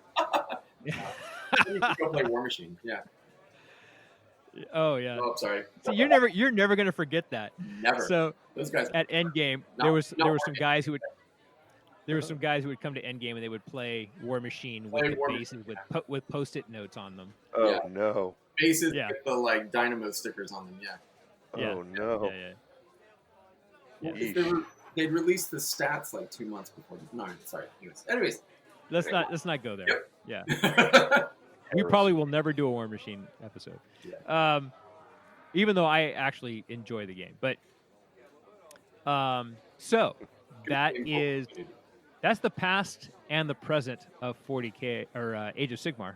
Past and present Age of Sigmar. Yeah. Well, and when we come back, we will talk. We will do a combination of the scrying pool and the future of Age of Sigmar. So I'm here with Rob. How you doing, Rob? Not bad. What's going on, Adan? I'm doing good. Thank you so much for agreeing to come on this episode and hanging out with me today. I'm waiting patiently to play Batman. Yeah, definitely. That's going to be fun.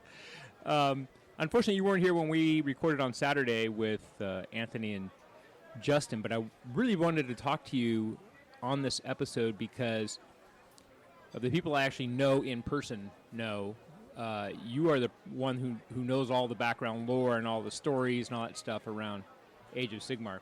And so what I wanted to talk about was kind of the transition from the end times into Age of Sigmar. So the end of the world that was, and into Age of Sigmar. So can you walk us through the story of that? So basically, rundown of the end times, really quick recap is we've got Chaos comes down from the north. Prophecy hits that, okay, this is it. The Ever-Chosen has been crowned. It's done. The forces of good under Teclis tried this one last stand to infuse the winds of magic into all these different people. Sigmar returns to us, but in the end, good old Manfred von Karstein just betrays everyone at the last end and boom goes the dynamite. Old world is consumed by chaos. Okay. So basically, the vampire lord Van Karsten, he's the Yep, he's the betrayed- Jar Jar Binks of. Well, actually, it's one of those things that kind of makes you love him but hate him because he's one of my favorite characters from the old world. His whole thing was Nagash was in control of everybody again. Right. And if he has his way, there's no free will for the vampires or anything. They're under him. So he came to the conclusion in the end, like, better dead than being controlled by Than this no guy free for will. all time. Yeah. Oh, okay. So the world's consumed by chaos, Yep. and then what happens? So just a big nod to GW for that one. Even though it was called the End Times and Yeah. we knew that those stories were called that, did anybody ever really expect to flip that No, last and page? it's one of the and things we see, talked like- about on Saturday Yeah, was like- that, you know, these books came out, and I remember at the last Quake City Rumble GT, as I was saying on the show, you know, people had these super overpowered models, and the Yep. rules were just way out there, but it was supposed to be apocalyptic. Yep. And it was. And hey, big, if you really, really think about it, big props to them for that, getting us ready for the Grand Alliances, because you'll remember there was an army called the Army of the Phoenix King, and it was the Dark Elves and the High Elves. Well, Right. if you go to Age of Sigmar, those both became Order, Right. so you could have that army still, and your purchase of having both those forces wasn't Right. invalidated. Right. Yeah, true. So we go into, at the end of the book is where it kind of starts, is you see Sigmar kind of just floating. It doesn't really say who it is. It just says a man is floating through the cosmos, and there's that last spark of hope. Well, eventually Sigmar hooks on to the last remnants of that world, Yeah. and he's found by the star dragon Dracothian, who's basically a god. Right. Like, this is at the point where all the named characters of that level are gods. There's Right. no ifs, ands, or buts about it. Right. This thing nurses him back to health, sees what's in his heart, and basically says, all right, it's time to start over again. So he shows Sigmar the mortal realms, and Sigmar and him go on Starsky and Hutch style adventures, riding around, beating up monsters. Yeah. Time of Legends, Sigmar finds all the old characters from the old worlds that had the magic and became the gods. Okay. And most of them don't remember what happened.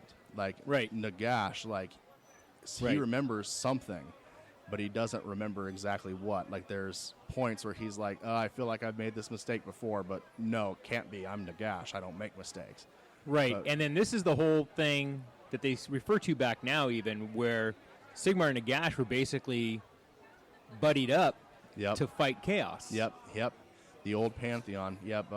All the gods that he found, they buddied up, and they started forming these new realms. And eventually, because the elven gods went and did something wrong, they captured Slaanesh.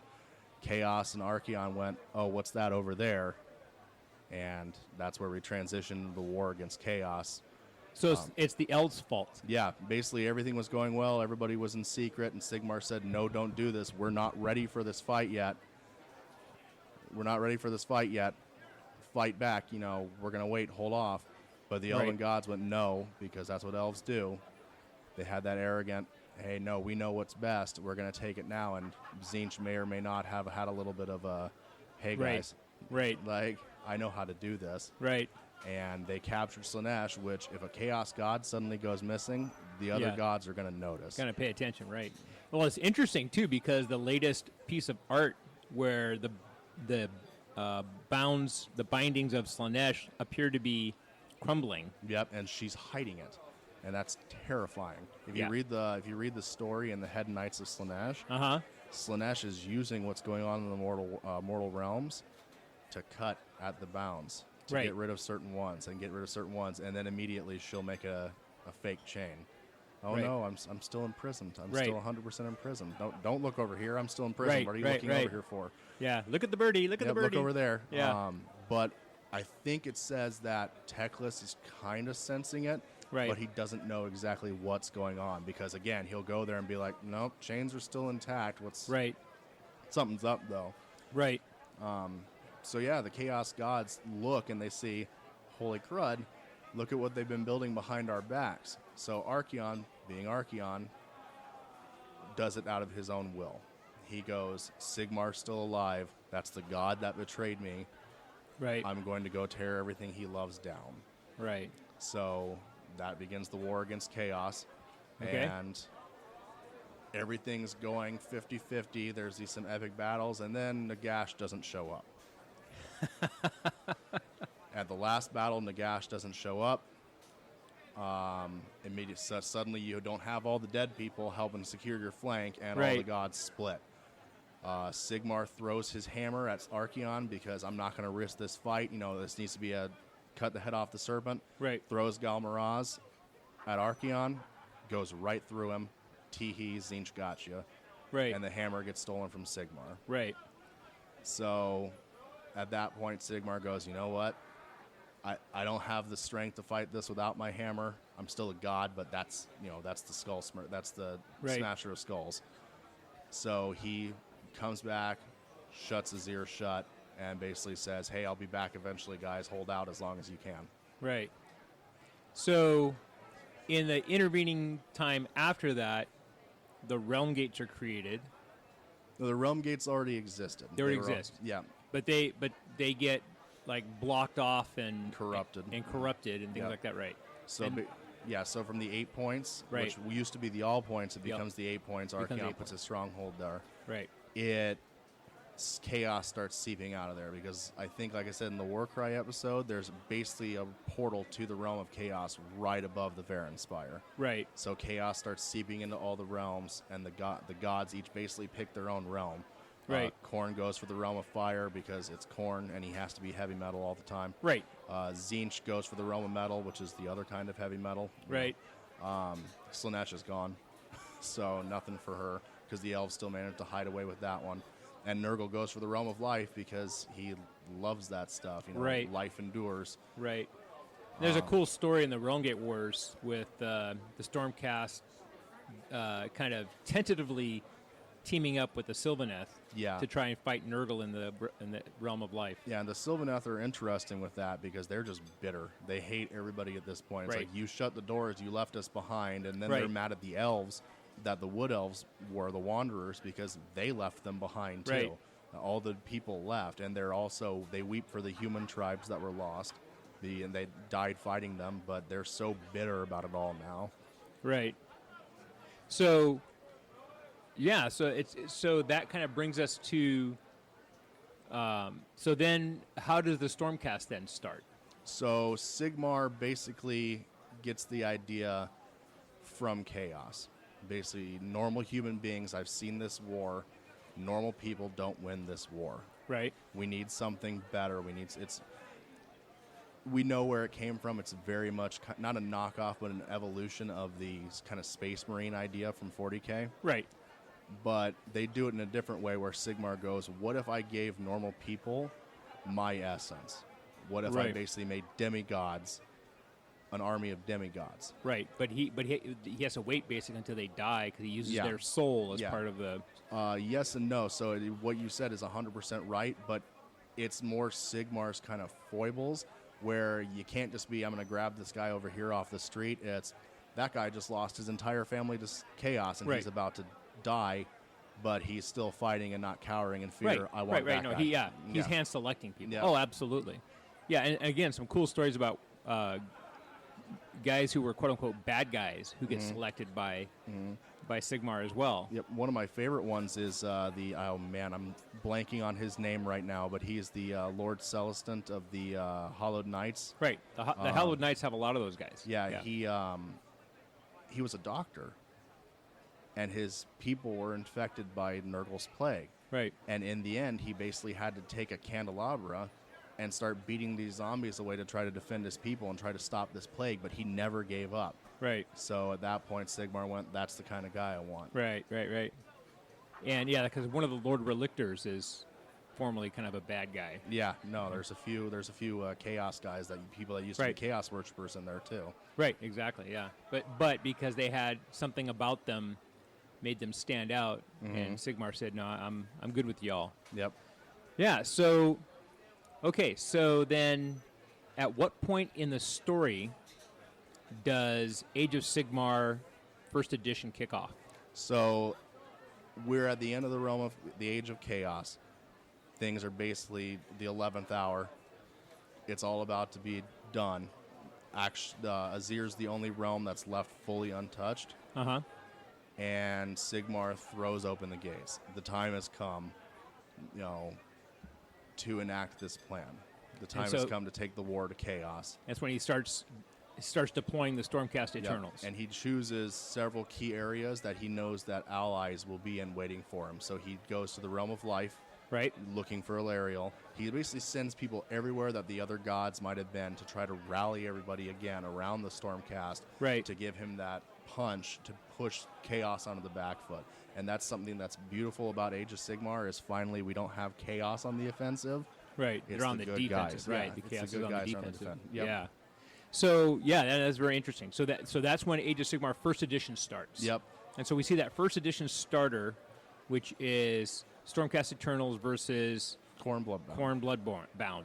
And the Khorne Bloodbound aren't technically a new faction, but it's kind of a new imagining of that faction. Yeah, basically it's what would happen if Chaos Warriors of Khorne were just separated from everything else. Right. For a long time, these guys have, because in Age of Sigmar, the difference you have from 40K, it's a just fantasy thing, is these guys actually touch and go in and out of the realm of chaos. Right. Like it's a separate universe, but they can still touch it. They still go into it and then come It's not out. like the warp. No, it's not like the warp where you can't get into it or you're just done. Right. The realms make it so that you can go to those places. So the Khorne Bloodbound are people who have been corrupted by Khorne, and the higher elevated you are, chances are you've walked in Khorne's realm. Right. Yeah, that's crazy. Yeah. So, cool. So that's kind of the lore that takes us up to the First Edition and how First Edition starts, right? Mm-hmm. And during the show, we talk about all the different factions that were in First Edition. And we will talk more in a minute. So back with Rob again, and I want to talk about the lore and how it progressed from First Edition to Second Edition. So in First Edition, everybody's fighting chaos. Yep. And in Second Edition, there's a kind of a emerging bad guy. Yep, Nagash, God of Death. He's becoming basically the main bad guy. Yep. Okay, and so one of the things that you had talked about in the notes, and we were talking about it on the break, the lore in First Edition was kind of cartoony, not really great. Yeah, I mean, some people were kind of comparing it to kind of World of Warcraft style fantasy. Yeah. And so talk a little bit about the transition of the lore from First Edition into Second Edition. So I think it was GW really finding their footsteps. So with the old world, you had a very much, this is a dark, low fantasy setting. Right. It's medieval Europe. Right. Then you get into Age of Sigmar, and suddenly we've got realms where there's quicksilver waterfalls, continents floating above others, very high fantasy. Right. So First Edition, you had very colorful things. You had Stormcast running alongside the backs of dragons, then jumping off and smashing their heads. It was very, very Conan, but with bright, shiny colors. Right.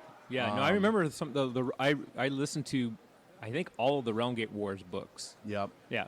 Then, but I think they found their foothold where they went, okay, we need to tone that down a little bit. Right. And they make it darker. Okay. And it gets to where Archeon goes, we're losing this war. I need to wake up the god beasts. And that's where the tone really switches. Okay. So he starts trying to wake up all these god beasts for the different realms and make them his slaves to attempt to, this will crack open his ear and I win. Right, right. And at the end of that war, he only gets 2 of them, but one of them is a Trojan horse for order. Right. And at that point, at the end of the Realm Gate Wars, Chaos really takes a hammering. They only have, if I remember right, they only have 2 of the gates left fully in their control. Right. And 2 are missing, 2 Order has, and 1 Destruction has. And then another one, I think Order actually has 3. But that's when Nagash goes, this is my time. Right. And while everybody else has been fighting, he does what he does best, which is be the sneaky great necromancer in the background. And he starts building this black pyramid with all these dead things that have been collecting the realm stone from his world for centuries upon eons. And they grab all that, and they're building this black pyramid. And his idea is smash this thing, wake up the dead forever, and all life is eradicated. Right. Now, everybody figures this out at the same time. Chaos goes, oh, no. Yeah, this is not good. Yeah, Order goes, Sigmar goes, nah, no, can't let that happen. Right. The orcs show up because they're the orcs. Right. And Well, get it was attacked by interesting. everybody Some of the stuff I listened to involved Von Karsten again, Yeah, he kind of points. and the female vampire lord. What's her Neferata. Neferata. Interesting books. The Yeah. Neferata books are interesting. But yeah, I mean, she kind of plays Nagash a little bit. And she was the first vampire. Yeah. Period. So she's from the same realm as him. She remembers Right. not when he was human, but she remembers the legends of when he was human and Right. what he became. Yeah. So it's interesting how she's not quite as. I mean, obviously two-faced as Van Karsten, but she definitely has her own agenda, and it ain't necessarily Nagash's. Yeah, because she was a queen. Yeah. Yeah, so she wants that power back. She wants that back, yeah. Interesting character, I think. Oh yeah, definitely. I love that's they made death amazing with their characters. Yeah. But at the apex of this battle over Nagashazar, his capital, Uh-huh. he's doing this ritual over this massive battle, Right. and the chaos gods themselves Show up. come to taunt him, Right. and he basically tells them to their faces through the black pyramid, "It's mine now." Right. And then the gods laugh at him, and Nagash has that flashback of, "Have I been here before?" Right. And he doesn't remember, but we know that he has. But then he realizes the Skaven have been chewing away at his pyramid. Right. So he goes and he annihilates them, and then he enacts the ritual anyway. And the gods start laughing because they don't think he can control it, but he does. And he pulls the power in, and he just does the kind of almost defiant superhero thing where, no, Right. I can do this. I am Right. Nagash. And the necroquake goes off. Right. And here come the dead. Right. And we end up with a second edition starter, which is Stormcast Eternals versus the Night Haunt. Yep.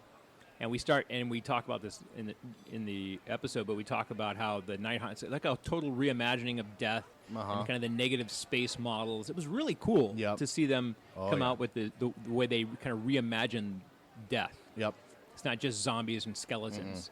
Yeah. And they did the malign portents leading up to all this, where Right. because he was gathering all that, Right. everybody things were going wrong in the realms.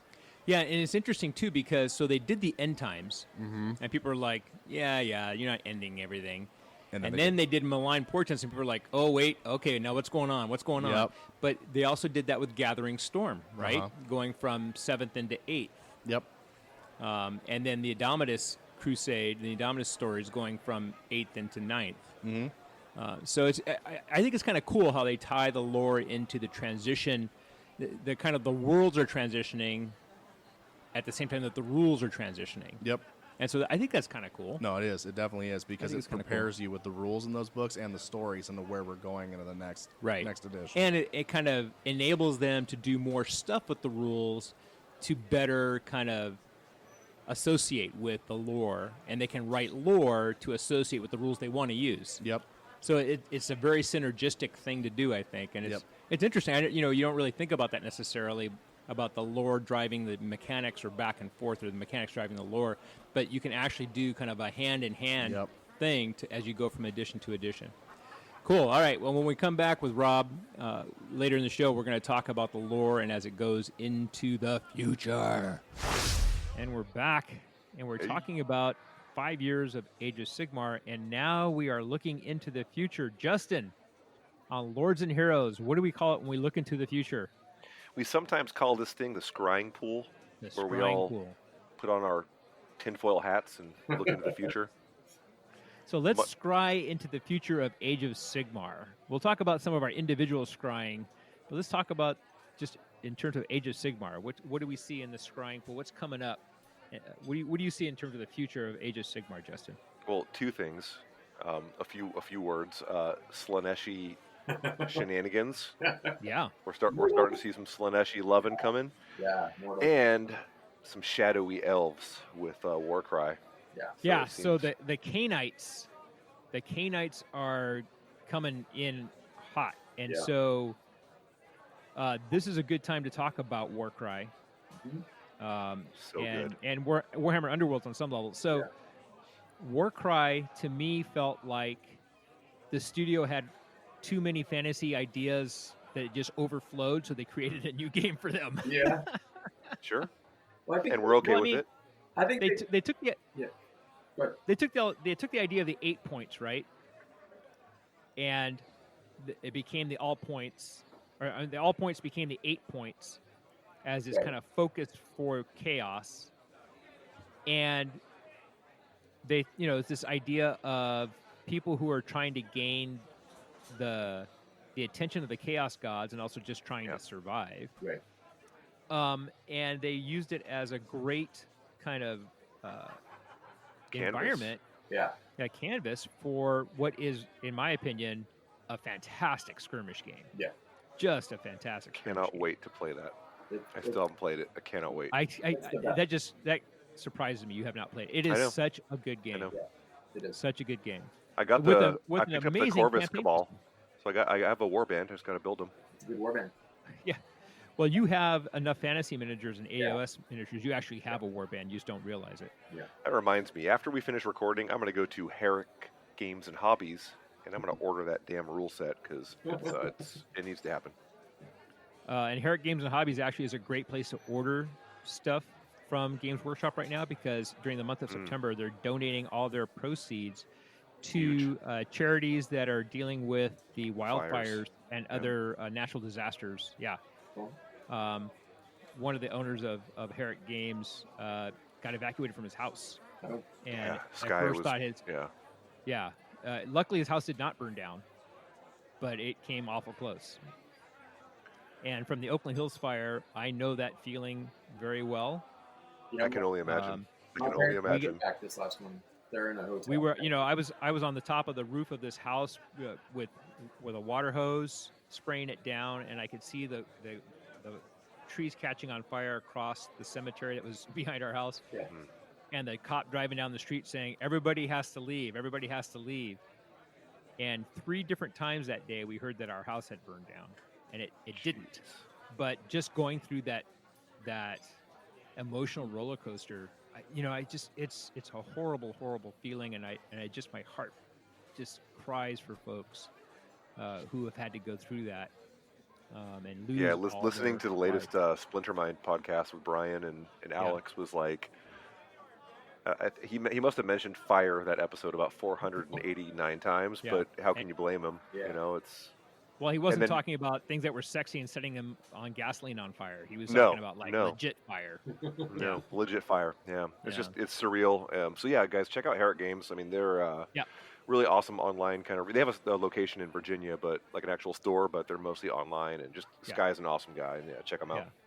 Yeah. HERRICK, Herrick Hobbies and Games. Games and hobbies. Yeah. Games and Hobbies, yeah. But anyway, so you're buying Sorry. the rule set for Warcry, which I think is fantastic. You should do that. It's a fantastic game. Have you played 40K Crusade, Justin? I have. So if you've played the Crusade Yeah. system in Warhammer 40K, that is basically based on stolen from Warcry. Yeah, that's cool. So if you It's like so Crusade, cool to see Games Workshop, like, Yeah.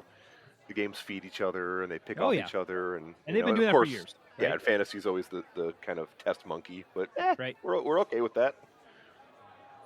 We'll do your well, play I testing. mean, on some level, Age of Sigmar was a test monkey for 8th edition 40K. Exactly, Right. yeah. I mean, They're it always does go kind back of- and forth. Yeah. Yeah, It does go piggybacking. back and forth. And I thought that Warhammer Underworlds, which we have done a couple shows on, is a fantastic little offshoot kind of way for them to do a really nitty-gritty, granular competition game, Competitive game, yeah. right? Card, deck building, the whole 9 And- yards. And quite frankly, it's basically a board game, right? The miniatures are they're fantastic. They're amazing. The detail is phenomenal, but they're basically not necessary. Right. You could do it with Awesome. standings. Yeah. Yeah. So Well, I think both of those games, I think it's interesting. They both kind of came from this design studio, not the rules design studio, but the miniature design studio, just doing cool stuff and then having to find a game for it, right? Like I think Warcry came from they've gotten the realms kind of tied down enough that they want to start exploring the humans in the realms, right? Because a lot of people have been asking for that. That's why this, right? So they decided, here's my thought, speculation again, tinfoil hat. They probably did Chaos first because they knew they were developing the Cities of Sigmar book, so they could let that go a little bit longer. So they decided to do one Chaos faction from each realm to kind of show you what people in the different realms look like. And then like, hey, make a game out of this. And luckily, Jervis and the other guys had some cool ideas that they hadn't done before and did it, right? So well, there's some amazing episodes of the Stormcast, GW's official 40K official Age of Sigmar podcast, where they actually talk about the development of Warcry and the development of the rules and how it came to be. And I just found those episodes fascinating. They were really cool. Really cool. I agree. Yeah. And if you want to hear from the people who designed the miniatures and designed the game and what their thought process was and how they went about it, it is really, really I really found it riveting. Yeah. And fun stuff. Is it me, or have they not come out with a Voxcast or a Stormcast in a while? They're doing a different one. They're doing the community one because they can't really go into the studio. So they're doing. Oh, is that what it is? Okay. Yeah, it just started about a month and a half ago. But it's like the Warhammer community podcast, and they still kind of go back and forth between which team the guys are from. But they've had like Phil Kelly and a couple of the other 9th edition or the 40K, is it 9th? Yeah, 9th edition guys at all times. I can't keep track. I know it's hard. Yeah, it started in Rogue Trader. It's way too many at this point. Grognards unite. Yeah. So that's what they're doing right now. It's done remotely, much like we're doing right now. So I think it loses some of the immediacy of the interview that Foxcast and Stormcast did, but still very good to listen to. Yeah, I have seen a bunch of people, like friends and community members, super stoked when they mention or show pictures of their models or armies and things. Like that's super cool. It's fantastic. Yeah. So what do you see in terms of the future of Age of Sigmar, Justin? I think they're just going to keep on keeping on. It seems like they've kind of chiseled, with the old hammer and anvil, kind of the way that they're doing their battle tomes and the way they're, it seems like they have a solid foundation. So I kind of look forward to just seeing them like keeping on, doing what they're doing. I look forward to the future battle tomes. Obviously, it seems like Slaanesh is getting some love, which I'm all for. Hopefully, Slaanesh gets freed and becomes. Yeah, what did you think about that artwork? That artwork looked like Slaanesh was breaking out. Yeah, almost there. I haven't seen that artwork. There's an art piece. Yeah. There's an art piece where the chains are basically breaking, and Slaanesh they're not holding them. Yeah. Interesting. Yeah. And just looking forward to seeing like elves and other factions of chaos other than Khorne and Tzeentch get some loving. I mean, I'm the Slaaneshi / elf guy, so give me all that. That's what I'm mostly looking forward to. But just seeing that envelope continue to be pushed and bent and broken in like what's next, like it's very much like every army they come out with is going to just have you just blown away and didn't see it coming. And I really like. Yeah, I agree. I really like what they've done up to this point in terms of foundation, where they have like maybe a terrain piece for that faction, or maybe their own spells, or maybe a centerpiece model like Kataros, right? Yeah. Where he's basically represents 5 or 6 models. It's a diorama in a model, right? And that the abilities degrade as the wounds go down. And then we saw them port that idea over to the Triumph of St. Catherine in the Sisters of Battle army, where it's 6 canonesses carrying this casket, and it involves the abilities of all 6 canonesses, and it degrades as it loses wounds. And so using that area for ideas on models is super cool. And the Seraphon have their terrain piece. That keyword diorama that you just said. I mean, that's what they're doing with some of these character models. I mean, they are. Like, how cool is that? Yeah. Look at Teclis. Yeah. Right. Yeah. Love them or hate them, like that model is impressive. Yeah. Right. I mean, even if you don't like the model, you have to give credit to the skill and talent that did it. Insane. Right? If you don't like the aesthetic, that's one thing. Yeah. But you can't say that it's badly done. Right. Right? The model where she's got the veil over her face. Mm-hmm. Yeah. I feel like they went to the design studio and said, make a model that people who don't play and only paint have to buy. They have to buy that model, right? I mean, if you are a painter only, if you never played Lumineth, you have to buy that model. It's amazing. And the crazy thing is, we always say this, we're broken records, but like it just keeps getting better. Yeah. You're like, they're at the pinnacle. Like that's it. They can't get any better. Right. And then like the next month, they're like, look at this. You're like, God, how? Yeah. How do you do that in plastic? Yeah. Silly. They're just flexing, man. They're just flexing. Yeah. At this point. I mean, they came out with the idea when they started with Night Haunt at the beginning of second edition. They came out with the idea of using negative space as part of the model. Yeah. Right. They used that as a major concept, and then we saw that again with Lumineth. Right. You got the character who basically he's negative space. Yeah.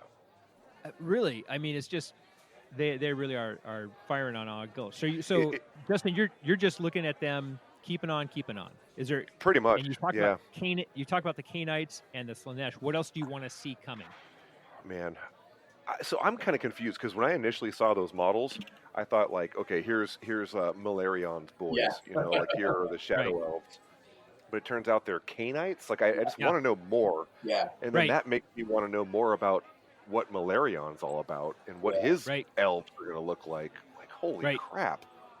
So I just want to read more. And then of course they got the new Prince of Pain or whatever. That's going to be that they have the big set coming out with the Canaanites fighting the Wood Elves fighting the Slaneshi demons. And you have these two. Yeah, these two character models. That freaking Slanesh guy on there. Like, oh, give me more of that, please. Or the ones that are going to be in the underworlds in Dire Chasm. Yeah. Yeah. And we haven't seen those models yet, right? We saw the artwork. Yeah, just artwork. Yeah. Just the artwork. Well, we've seen the silhouettes of the models in the preview video, but the silhouette. Oh, yeah. They showed the silhouettes. That's right. Well, and you know, and that goes back to the Underworlds thing, right? I mean, if you look at the design space they use for Underworlds with the Beastmen. Yeah. That they did in that starter, and then the Sylvaneth that aren't Sylvaneth, the Wild Hunt. Yeah. I mean, it's like, oh, it's not part of an army. We don't care. We want to do something cool. Right. Although I'd love to see a lot more Kurnafi. That'd be awesome. That would be really cool. Like a whole army of those guys. Yeah. Whew. Yeah. Well, but the other cool thing again, and it's brilliant in my opinion. Every Warhammer Underworlds warband has a war scroll that you can use in Age of Sigmar. Yeah. All of the war bands in Warcry you can use in Age of Sigmar. Yep.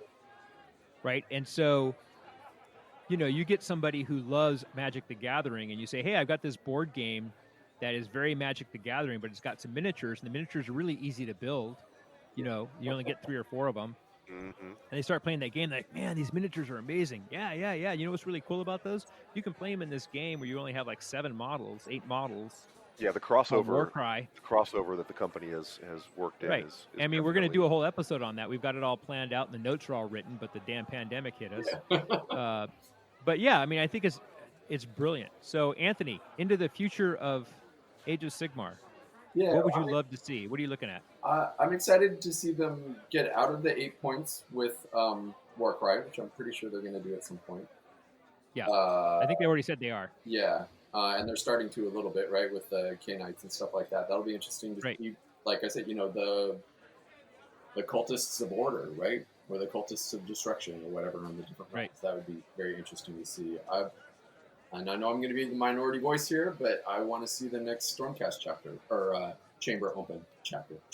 Boo! Because there's still like 3 more that are listed in the book. That's why I went and got my book, right? And the thing I'd like to see is there's one called the Covenant Chamber, and I'd like to see them take that opportunity to kind of sister of battles the Stormcast, but then also make it a dual kit so that you could mix those more female Stormcast models in with the Liberators and the Retributors from first edition, just the plain Stormcast, right? And kind of get a little more representation across the whole line there. And just so Anthony, for people who don't own the Stormcast book, okay, What is the Covenant? It's a name on a diagram in the book. So there's no lore behind Don't what the think so. Covenant chamber is. Yeah, there's just 3 more chambers at the bottom of this big picture that they haven't said anything about. And what are those 3? There's a Ruination, Covenant, and Logister. So yeah. So give them a few months, and I'm sure all those models will be out. They've given themselves a lot of room that way. So, and since we're about a So year, I'm gonna predict that you're gonna see one of those chambers within in a the year and a 3rd half. edition starter box. Yeah, within a year and a half. Yeah. Yeah, the 3rd edition starter box will have that. Yep. Cool. There you go. Cool. That's pretty awesome. That's Yeah. something So I'd like to see. And more Warcry, more Underworld. Yeah. yeah. Well, I mean that's kind of your focus, right? I mean that's what you're playing. That's what you're focused on. Yeah. But it's still The skirmish you know, guy. Yeah. It's still smack dab in the Age of Sigmar Yeah. Very much so. environment, right? Yeah. Yeah. You know, and I would love to see. I don't think it'll ever happen, but the dioramas for Kataros and Teclis and the Triumph of St. Catherine. Really, I would love to see something more along the lines of what you see in Kings of War, where they have it. The way it works in Kings of War, you have a unit of 20 guys. Mm-hmm. You don't remove any of the models. Right. Yep. That block stays there until the entire thing is done. You just do wounds on it. It's like a vehicle in 40K, Right. or like a monster in Age of Sigmar. And so what people do is they make really cool dioramas for that unit once it's been injured, Mm-hmm. right? So, like in 40K, for example, if you have a rhino that has 10 wounds. I don't remember the number of wounds. I'm just making it up off the top of my head. It has 10 wounds, and then when you get to 6 wounds, it degrades, and then when you get to 3 wounds, it degrades again. So what's really cool is you see somebody that they have a 10 wound rhino, and then when it's to 6 wounds, they replace it with a rhino that's been kind of dinged up and blown up a little bit, and then when it gets to 3 wounds, they can replace it with another rhino that has like the tracks all off and stuff like that. And people can do that now. You just don't see it. I would just love to see more of that in Age of Sigmar, especially because in Age of Sigmar, being able to show wounds on a monster, I feel like it's easier to do than on a vehicle in 40K. So I would love to see that, and maybe like with the giants, when you get a giant kit, the kit has like, you can build the fully healthy one, you can build a half dead one, and you can build the almost dead one. Right? They used to give you wound markers, right? They used to give you casualty markers. You could magnetize, like, arms, right? Yeah. Right? But I would love to see it integrated as part of the kit. That's what I would like to see. So coming from a guy who hates to paint, you want to paint some more. Okay. I think. Got Well, it's funny. I've spent a lot of time in the last couple of weeks doing modeling. I've just been building stuff. For some reason, I got a wild hair, and I've been I bought some models. I've been building stuff. I got really inspired by building this spaceport table that I have. Mm-hmm. So I've been building stuff and modeling stuff, and I had broken out. This is not really Age of Sigmar stuff, but I broke out a bunch of my old stormtrooper models that I'm going to be using for my guard, and so I bought some Toroxes, and I bought a Goliath that I'm going to use as my prime for the Inquisitor, and it's just all kinds of stuff, right? And I've been building models. Yeah, and it's just been cool. So it just made me think about, wouldn't it be cool, if I had an extra Torox, wouldn't it be cool to build one that's kind of half wrecked? Sure. So when it gets to those wounds, I could replace it with that one. That's why I've always been a big fan of like the little tea lights that you paint up and smoke up and stuff, and then just have your vehicle, put some of those around it while you're playing the game, and it just adds that much more. We used to do that in Flames of War all the time to show your tanks had blown up. In fact, they sold multicolored cotton for Flames of War. You tore off a piece and you put it on the tank, so it looked like it was on fire.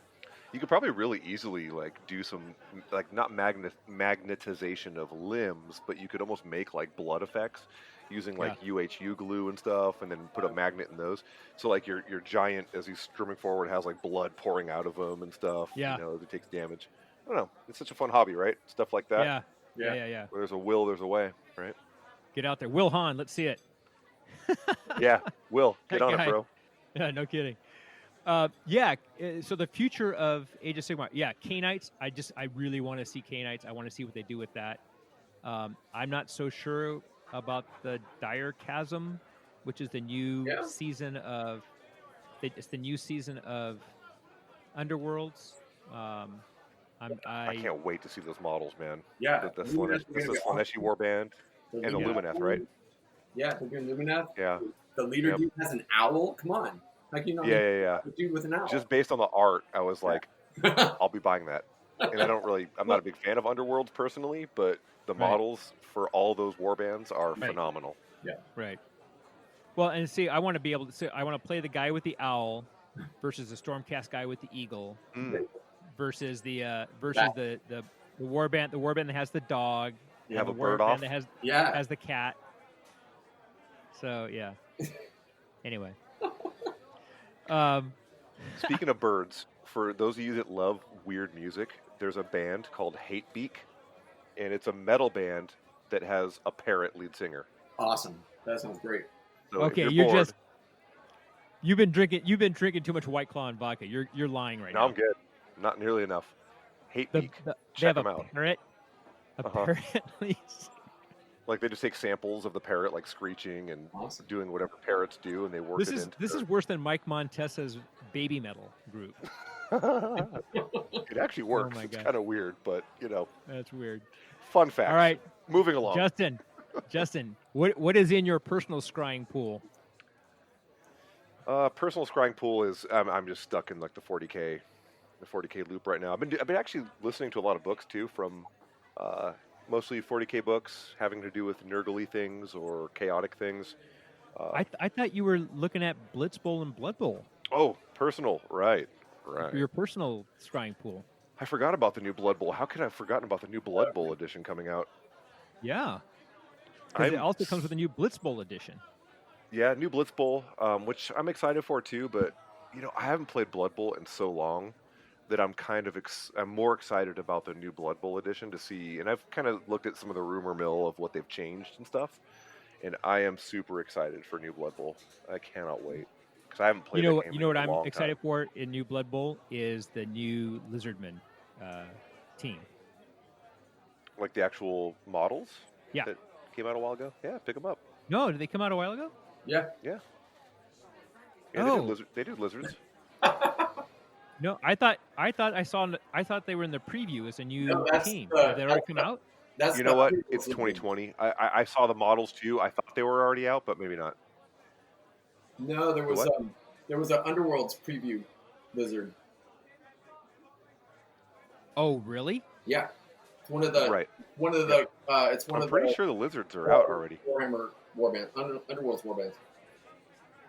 One of the Underworld's your audio is not great, Anthony. So one of the Underworld's warbands is Seraphon? Yeah.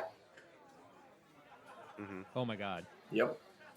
Yeah, lizards are getting some loving. They are. But yeah, so, man. Okay, if the Blood Bowl, if the new Lizard Blood Bowl models are out, that means the new Lizard Blood Bowl dice are out, right? Probably.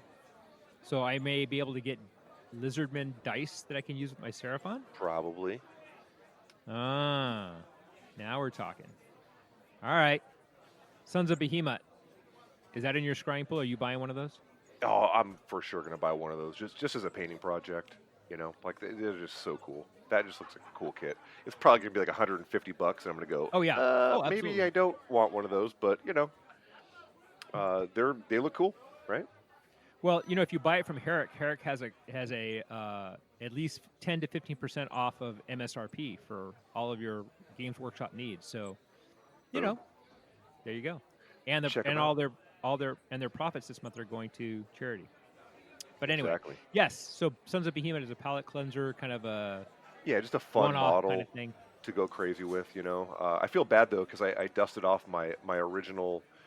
We were talking about doing like an old hammer painting competition kind of a thing, which may or may still not happen. But I have that old Marauder Giant, the old lead, original badass model. So I'd feel bad like going to the new hotness and not finishing him first. But still, I'm always excited to see what they come out with Age of Sigmar, because those guys are clearly going to be like the knights of Age of Sigmar, right? Right. You're going to have Yeah. 3 or 4 of those guys in your army, and Right. smash face. So I'm excited Right. to see that. And then, of course, we talked about the Dire Chasm. I cannot wait to see the models in that set. Yeah. I mean, we haven't seen a Slaneshi Minotaur since like the late 80s, so that's always cool. Yeah. And then, of course, the new Warcry set. Like, that's a must buy for me. That new Yeah, the Warcry K-Knights. starter. Yeah, Yeah. the K-Knights and the Flame Dudes. Yep. Just so Yeah. good. And I'm sure that's going to dovetail me into madness of just being sucked into Warcry. Well, Well, the nice thing about being "quote unquote" sucked into Warcry is you only need 10 models. yeah. Super low commitment. Yeah. You Yeah. already have. Yeah. So that's, Well, that's and the really other kinda thing cool. that Dire Chasm. Anthony, let's talk about Dire Chasm a little bit more. I'm dropping out. Okay, so we lost Anthony there. Oh, So he's back. Sorry, I'm back. Sorry. I tried shutting everything down. My computer. yeah, you are dropping out. So okay. All right. I think what's happening is that you have everybody in your house is on a different Wi-Fi device, and you Possibly. bottled up the. I actually know a guy who installs high-end audio-visual stuff who can probably get you going with a good Yeah, I'm on good router. But anyway, right now, so no. okay, Yeah, I think my computer's too hot. I had too many windows open. okay. So I shut everything down but Zencaster, so that should help. Yes, we noticed because we lost Ooh, you better. on Zoom. So, yeah, no, I think Dire Chasm will be very interesting. I like that they're adding the Seraphon. That'll be good. Am I still? Yeah. You're good. So Okay, good. So I'm not too sure about it myself. I don't plan to play either of the starter warbands, so I'm not excited about them at all. In Yeah. fact, what I may end up doing, because I'm going to buy it obviously for the boards and the cards and stuff like that. But if Okay, buy it for the boards and the cards, and then I'll buy the models off you. There you that's go. what I was going to say. That's what I was going to say. Knowing that Justin's not really interested in playing the game, Yeah. Perfect. I think I'm going to look at maybe offloading the models. So. I'll be your Huckleberry. So if you're interested in Lumineth, because apparently somebody's already interested in getting the Slanesh ones off of me, are you interested in the Lumineth ones? Dude, I'll take them. Hell yeah. I'll do a little Oh, Warcry. Because do the Lumineth do not have Warcry rules yet, right? Yeah, they Nope. do. It was in White Dwarf. Okay. Right. Yep. You're right. Okay, Yep. so But yeah, I'm not so sure. it did. I'm not going to play either one of those starter warbands. I don't play the starter warbands almost at all in Yeah. Beastgrave either, unless I'm doing demos. But here's what's kind of worrying me, and I'm not so sure about. So in Beastgrave, they added, well, in not Nighthawk. What was the second one? Night Vault. Night Vault. In Night Vault, they added magic and magic dice. In Beastgrave, they added keywords and persistent effects. Yeah. And the idea of hybrid objectives. Uh-huh. What's going to be the mechanic in Dire Chasm? I think I'm probably, wondering. I would assume more keywords. I don't think they're going to add too many more mechanics on it. I think. Well, that's what I'm worried about. Yeah. I'm worried that I'm worried that it's going to get too janky. It's going to become infinity.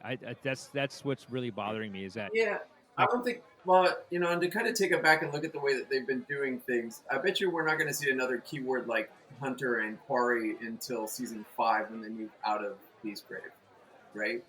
And then they'll add something a little bit bigger at that point, so that you don't have too many different things interacting. Yeah.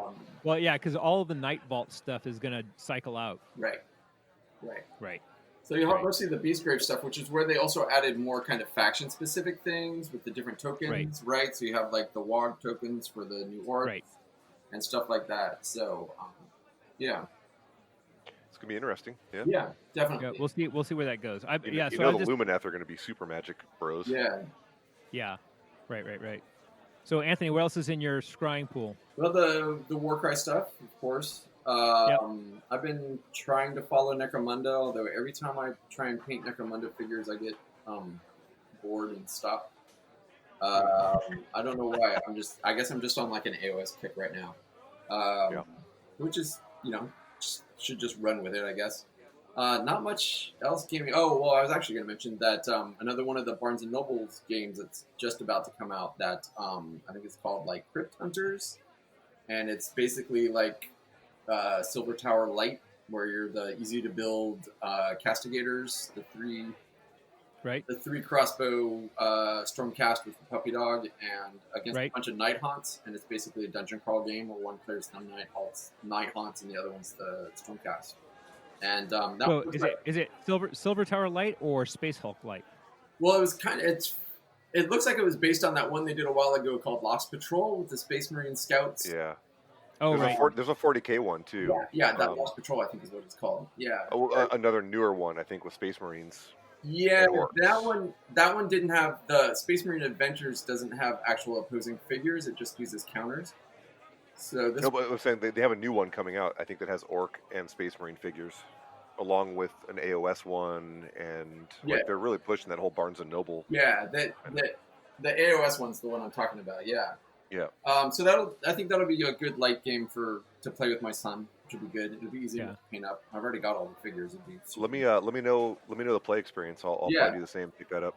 Yeah, and then the other thing that I'd like to see, I mean, they mentioned this, it was a significant amount of time ago, that they were going to do a younger player's version of Warhammer Underworlds, and that's just kind of, they did like Warhammer. They did talk about that. Yeah, and nothing, but, it's also still within the development time, so I'm not too worried about, but that'd be cool too, but that's me speaking more as a parent, so. Yeah. No, but that's fine. I mean, we've seen more of a focus on trying to draw in younger audience. So I think that's good. And I think some of that Barnes and Noble stuff is also aimed at families and younger audiences. Yeah, totally. I mean, like look at Blitz Bowl. Blitz Bowl can easily be played by 10-year-olds. Yeah, right. Sure. I know that one almost sucked me in for that reason. Yeah. Yeah. Blitz Bowl Season 2 is definitely something I'm looking at. We're not really the place for that now. There's a new podcast called The Crush. The Crush. Where that's their entire focus. I mean, we jumped deep into those rules in one of the episode I did with Michael Dunsmore, but the Crush really goes like faction by faction and into the deep stuff. And so super focused, really good stuff. They do a really good job. Matt and Jody do a good job with that. Mm-hmm.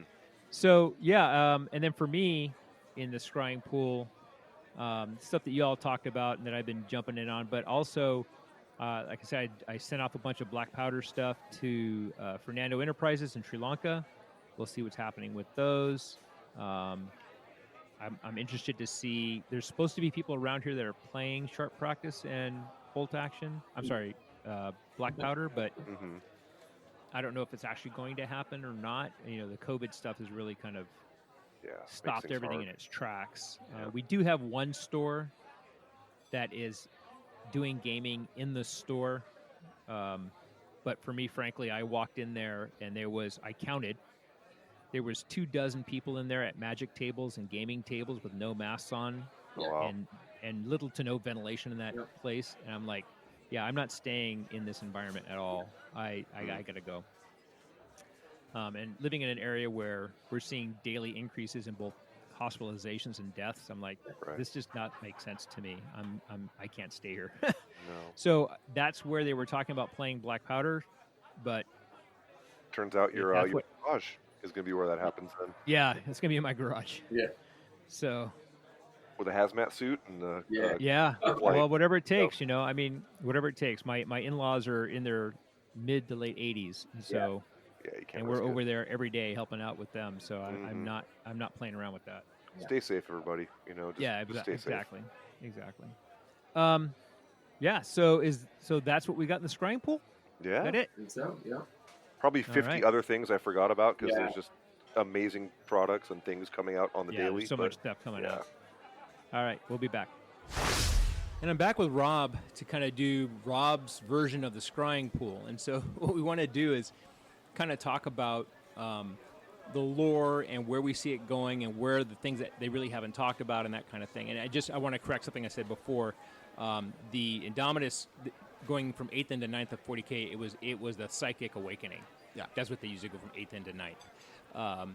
Indominus Crusade is what's happening now in 9th edition. Okay, and so 2nd edition is how old now? About 2 or 3 years, because I think it was 2018, and we're almost. I think you're right, 21. yeah.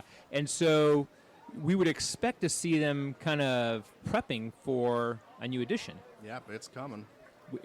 I would think so. Yep. And so if everything stays kind of consistent, we should start seeing some type of serialized series of books Yep. that kind of bring. And I think that they previewed that with the artwork of Slanesh breaking free. Yep, and then they also previewed it with the Marathi book coming out. Right. Yep. Right. Okay, so Marathi. Yep. She's kind of interesting. Yeah, she's She's a wannabe god. yeah, definitely. She was always one of the interesting characters in the old world too, because she plays both sides or all sides. Right. Worshipped Slanesh at one point, then didn't. Right. Then tried to turn Malekith back then, what he was named, into a worshiper of Slanesh, and he went, no, Right. that's dumb. And then she gets swallowed by Slanesh. Yep, and managed to crawl her way out first. Yep. Well, it had a little bit of an impact on her. Yeah. Oh, yeah. I mean, it would. It would. Yeah. So we haven't seen the dark elf god, Malarion. Malarion. We have not seen him yet. Nope. And any rumors about him, or what are we He's thinking? in the realm of shadow somewhere, and we know that he's taken on a dragon-esque shape, Okay. and I'm really looking forward to that because he was probably my second favorite character in the old world after Sigmar himself, Yeah. because he's basically fantasy Darth Vader. It Okay. was all promised to him that he's put in this suit, and the suit's what keeps him alive, but Right. he's also the Witch King. He's a fantastic character. If you can get a hold of it, find the book Malekith Right. and read it. That So- book is amazing. So we do know that Canaanites are coming out Yep. in Warhammer Underworlds. Yep. And in Warcry. Yep.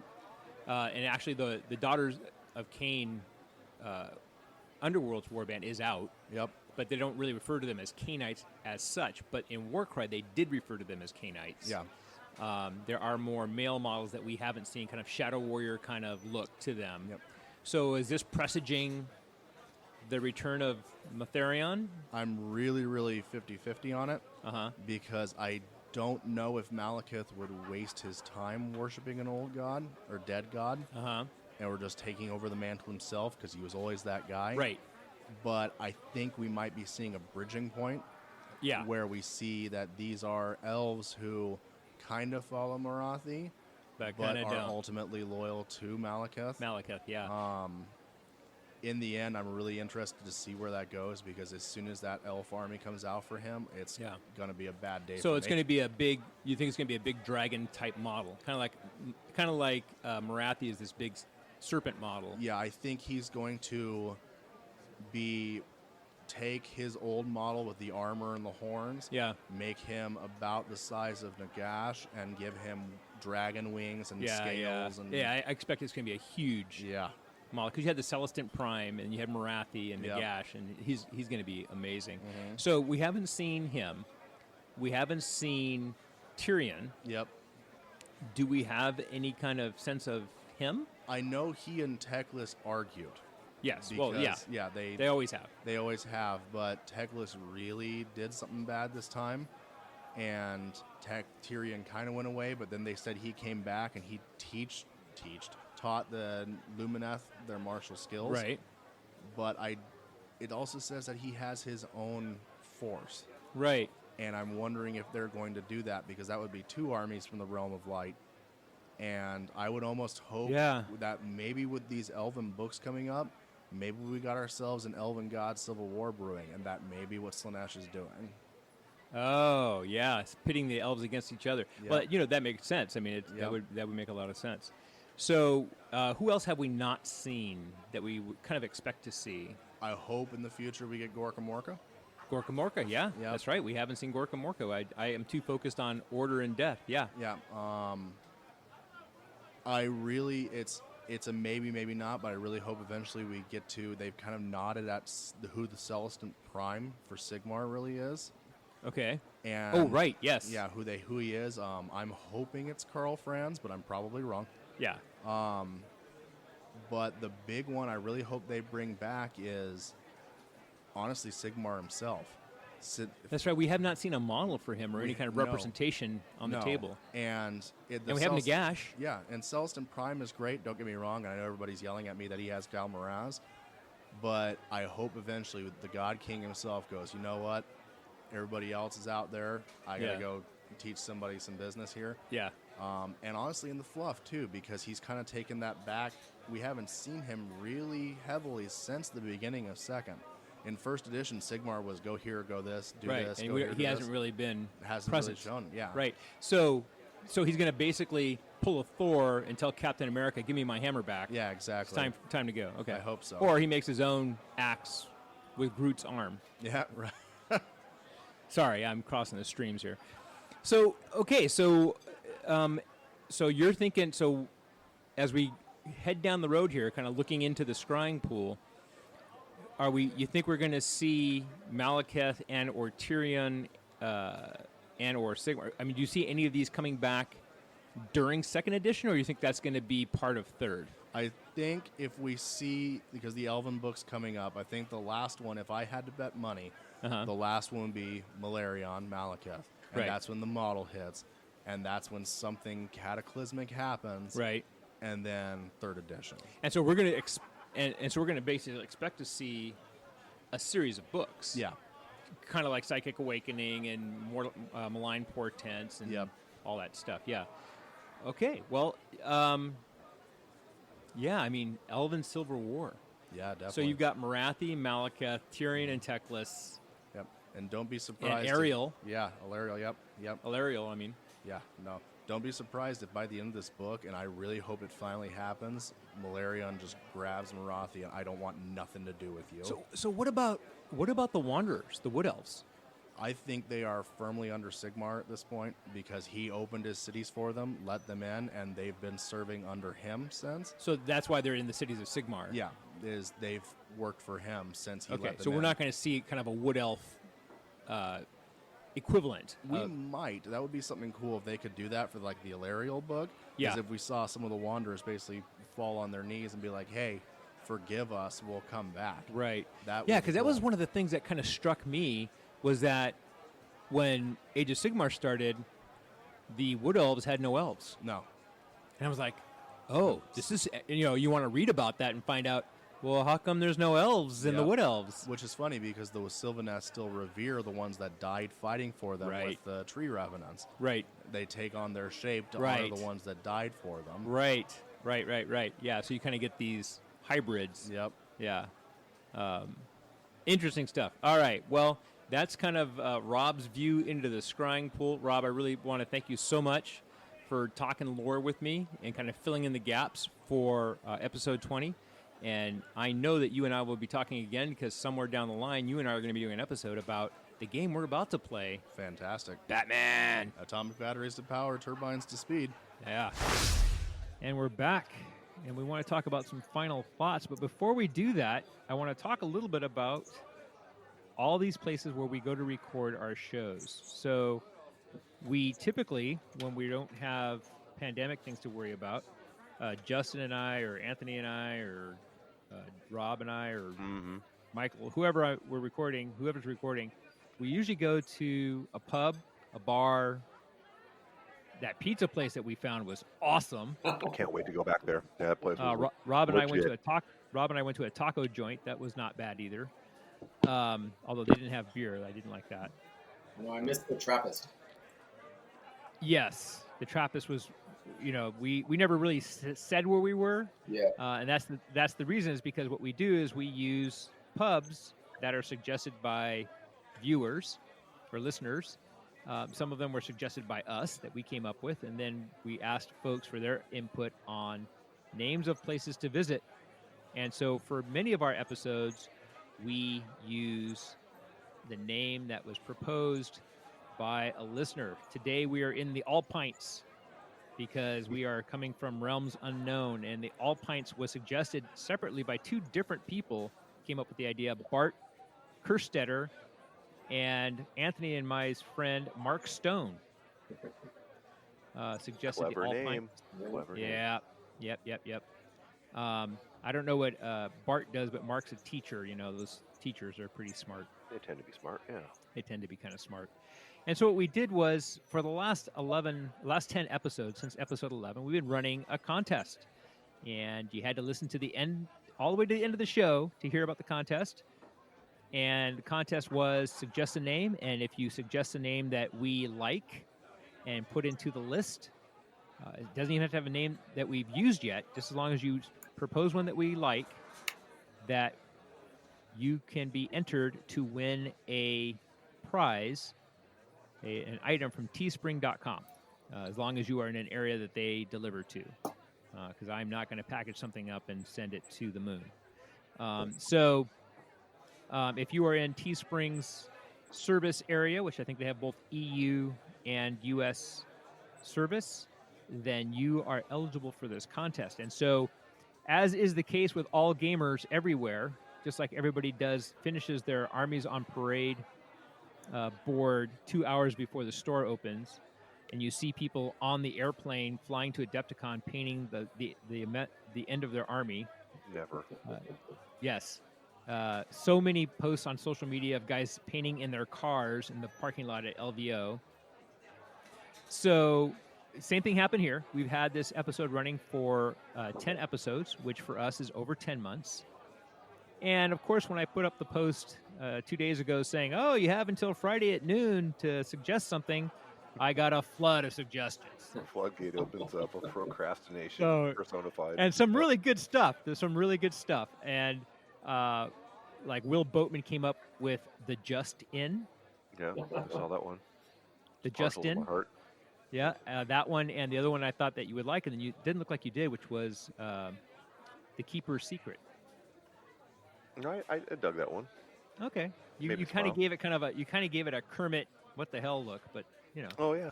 That's what keeps them guessing. Okay, You never know. yeah. Yeah. So The Keeper's Secret and the Just In were both obviously homages to one of our hosts. Although I think the best kind of Rob Bishop, Lars Marsden kind of nod was the one. Where is it? Did I not put it in the list? Maybe I didn't put it in the list because it's not something we're actually going to use. I imagine it was super witty. It is. Wait a minute, I got to find it because I laughed so hard. I don't want to mess it up. Yeah. I know. This is excellent radio. You're building it up. You're building it up too much. The Tooth and Coats. Tooth and Coats?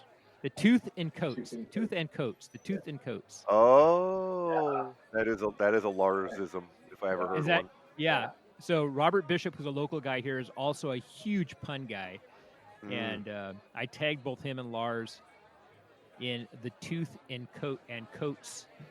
Oh, I'm sorry. idea. That was not Lars that came up with Tooth and No. Coats? No. Okay. And for some reason, it looks like it dropped off when I copied everything over. I don't see it, and so I apologize to the It's a person good one. who proposed the Tooth and Coats. It was such a good one, and you know, it's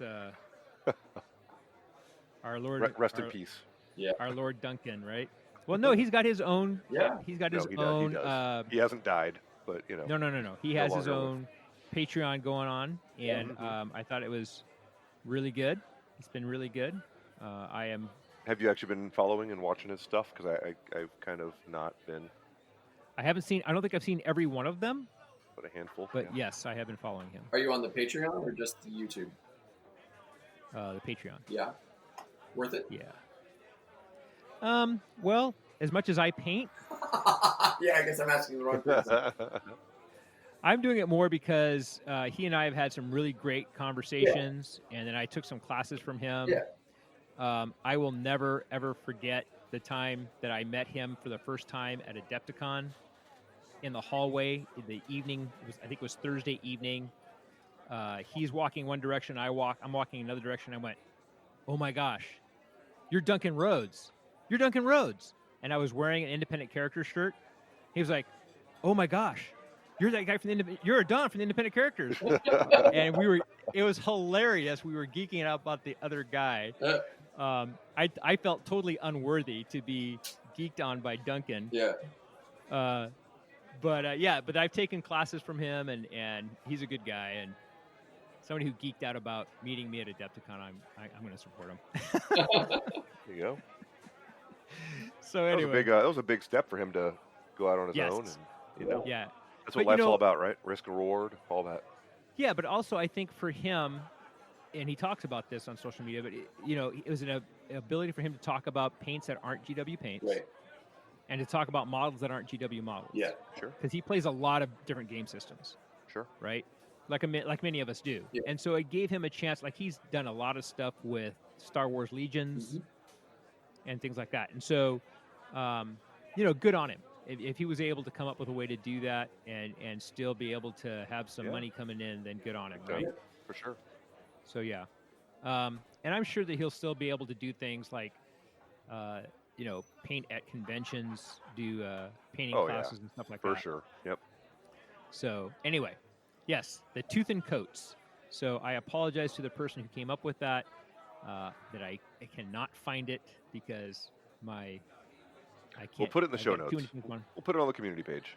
Put it on the community. Well, it's already on the community page. He suggested it on the community page. Oh.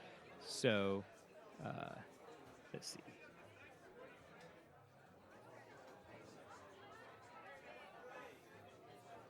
I didn't have the right tab open. So, to look for it. And go with most recent. So, here we go.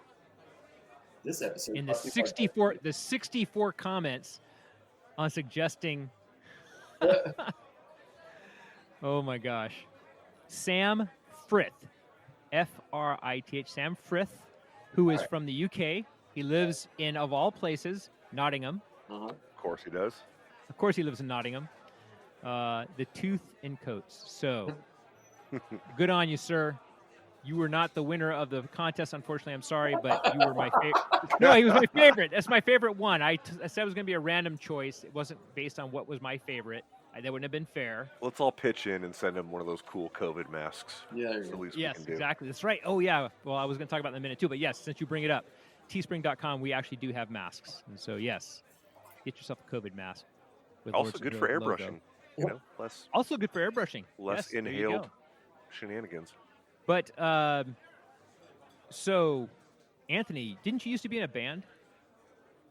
Maybe. Maybe? Yeah. So can you give me a drum roll? Can you give me a drum roll, please? No, I was the guitarist. Oh, you were with guitar. I thought all guitar players were also drummers. All right, Justin, drum roll. And the winner is Ryan Isaacs. Woo! Ryan Isaacs, you are the winner of the Teespring item. I will be messaging you separately from the community page on Messenger so we can set up what you're going to get from Teespring. Cool. And he came up Leggings with a couple. inbound. Got some good stuff coming inbound. Thank you so much for everybody suggesting these places. We now have a great list of stuff that we can use for all the places to visit as we go through the mortal realms and the detours we take along the way. So many detours. All right, so many detours. We've talked about the independent characters in Blitz Bowl, some great podcasts. We talked about Facebook. Teespring.com is where you can get your COVID masks and other great things. My favorite, I like the long sleeve T-shirts, but you get what you want. They also, there's also leggings, which my wife thinks is hilarious. Yep. But they had them available, so what the heck? I put them in there. So thank you all for listening to episode number 20 and for participating in our contest that we've had so far. And being patient with us, we because want it has been a while. It has been a while, and I apologize for that. There's been all kinds of crazy things happening in the world, as you know. Yeah. Between fires and floods and pandemics, and 2020 has been the longest Asteroids decade coming I've at ever us. been. Aliens. Yeah, the asteroid. I saw that too. Yeah. Two. There's been two that got Rocket. really Rocketeers blocking Yeah. the flight path of airplanes. Yeah. I know. This has been the longest decade I've ever experienced. Yeah. 2020. Yeah. Anyway, all right, Justin, Anthony, I think it's time for another drink. It's 2020. Beer isn't strong enough. Yeah. Got to move on. whiskey. It's the only thing that works. Anthony? As long as it's not my paint water, yeah. Yeah. Don't Guys make have that at least mistake. once a session. All right, folks. We'll see you next time. Cheers.